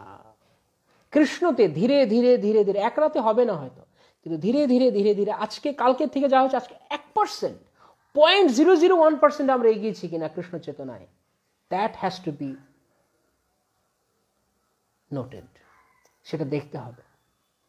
কালকে যা আছে একটু বদলেছি। জীবনে সবার পরিবর্তন আসে, কিন্তু সেই পরিবর্তনটা যেন পজিটিভ দিকে যায়, যেন কৃষ্ণের দিকে যায়, সেটা আমাদেরকে দেখতে হবে। বারবার আমাদেরকে শাস্ত্র এই কথা আমাদেরকে বলছেন। অতএব মায়ামোহ ছাড়ি বুদ্ধিমান, নিত্য তত্ত্ব কৃষ্ণ ভক্তি করুন অনুসন্ধান। কৃষ্ণ ভক্তির অনুসন্ধান করুন, অন্য কিছু নয়। তাই যেখানে আমরা যেভাবেই থাকি না কেন, আমাদেরকে কৃষ্ণ ভাবনায় থাকতে হবে, কৃষ্ণ চেতনায় থাকতে হবে। বাইরে দিয়ে অনেক কিছু দেখালে হবে না, পোশাকে কৃষ্ণ মেলে না। হ্যাঁ, ধনে জনে পাণ্ডিত্যে কৃষ্ণ নাহি পায়, কেবল ভক্তির বশ চৈতন্য গোসাই, কেবল ভক্তির বশ। তাই লজ্জা হওয়া উচিত আমাদের, আমরা যতদিন ধরে ভক্তি জীবনে এসেছি, কি করছি আমি, কত বছর পেরিয়ে গেছে, আমি কতটুকু কৃষ্ণ ভাবনাময় হতে পেরেছি। শুধু মালা তিলক কেটে শুধু ঘুরে বেড়াচ্ছি, পোশাক বদলেছি, লোকে দেখছে বা আমার দীক্ষা হয়ে গেছে, আমার অমুক নাম, আমি দীক্ষিত, কিন্তু আমি কিছু বদলেছি? আমি এখনো কোনো বস্তু দেখলে আমার ভোগের বাসনা জাগে না অন্য কিছু জাগে? এগুলো হচ্ছে বিচার্য বিষয়। কঠিন লাগতে পারে কথাগুলো, কারো কাছে মনে হতে পারে খুব কর্কশ করা কথা, না হলে আমরা চেঞ্জ হব না সহজে। শাস্ত্র বারবার সাবধান করে দিচ্ছেন, আমাদের আচার্যগণ বারবার বলছেন, শ্রী গৌরাঙ্গ বলিলি সংসার ভজিলি, না শুনিলি সাধুর কথা, ইহ পরকাল দুকাল খোয়ালি মন, খাইলি আপন মাথা। যদি আমরা সাধুর কথা না শুনি, আচার্যগণ বারবার বলে যাচ্ছেন, যদি আমরা তাদের কথা না শুনি, আমরা যদি গৌরাঙ্গকে ভুলে যাই, এই সংসার এই সমস্ত কিছু নিয়েই থাকি, তাহলে আমরা নিজের মাথা নিজে খাবো। কখন খাবো, কখন বুঝবো? এখন বুঝবো না, মৃত্যুকালে বুঝবো খাবো যে। হ্যাঁ, সাধন করো, ভজন করো, মরতে জানলে হয়, প্রভুপাদ বলতেন। সাধন ভজন কি করছি, কতদূর কি বাহাদুরি করছি, আমার সেবার লিস্ট রয়েছে, অনেক সেবা করেছি, কিন্তু মৃত্যুকালে আমি কৃষ্ণ স্মরণ করতে পারছি না, সেটা বড় বিষয়। সেটা বড় বিষয়। অন্তকালে চ মামেব স্মরণ মুক্তা কলে বরণ। কিছু না কিছু লাভ আছে অবশ্যই, সেবা যা করবে সেগুলো তোলা থাকবে, কিন্তু আবার জন্ম পেতে হবে। কিন্তু আমরা চাই না বারংবার জন্ম। আমরা এই জন্মে, এক জন্মেই যারা সিরিয়াস সিনসিয়ার, একজন আমাকে প্রশ্ন করছে একদিন বৈকুণ্ঠ গুণানুমনেতে মেসেজ করে, কিন্তু সিরিয়াস সিনসিয়ার মানে কি? যে এক জন্মে ভগবানের কাছে যেতে চায়, যার লক্ষ্য এই জন্মে যাব, সে সিরিয়াস। বসে বসে ঘষা মাজা করবে, ও হবে না। গুরুদেব আমরা ঠিক করেছি, আমরা এই জন্মে যাব না, আমরা পরের জন্মে যাব। সেদিন বলছিলাম এই কাহিনী, সেরকম ব্যাপার আর কি। এখন যাও না, প্রত্যবায়ন অবিদ্যতে, ওই যে আছে না, শাস্ত্রের ফাঁক ফোকর পেয়ে নিয়েছে, প্রত্যবায়ন অবিদ্যতে। আরে ভক্তি এটা কখনো যায় না, এই করো। হ্যাঁ, সেটা লোকেদেরকে, ভক্তি জীবন যখন তারা আসে, আকৃষ্ট হয়, তখন তাদের জন্য এটা। কিন্তু ভক্তিতে আসার পরে ঢিলেমি করা, হ্যাঁ, এই শামুকের মতো গতিতে চলা, সম্মুখ গতিতে চলা ভক্তের লক্ষণ নয়। হ্যাঁ হ্যাঁ, ঠিক আছে, কেউ স্লো থাকতে পারেন, কিন্তু দেখতে হবে প্রতিদিন কিছু না কিছু প্রোগ্রেস হচ্ছে কিনা। কচ্ছপ হেঁটে যাচ্ছে, কিন্তু হাঁটছে, সে বন্ধ করে। চলতে হবে আমাদের ভক্তি জীবন, খেয়াল রাখতে হবে। যাই হোক, হরে কৃষ্ণ, সবাইকে অনেক ধন্যবাদ। আজকে আমরা এখানে রাখবো, কিছু ভক্তরা অপেক্ষা করবেন গঙ্গায় আমার জন্য, তো উঠবো আমি এখন। আমরা তাহলে পরের দিন আবার আমাদের নেক্সট ক্লাস কবে? মঙ্গলবার থাকছে, তখন আমরা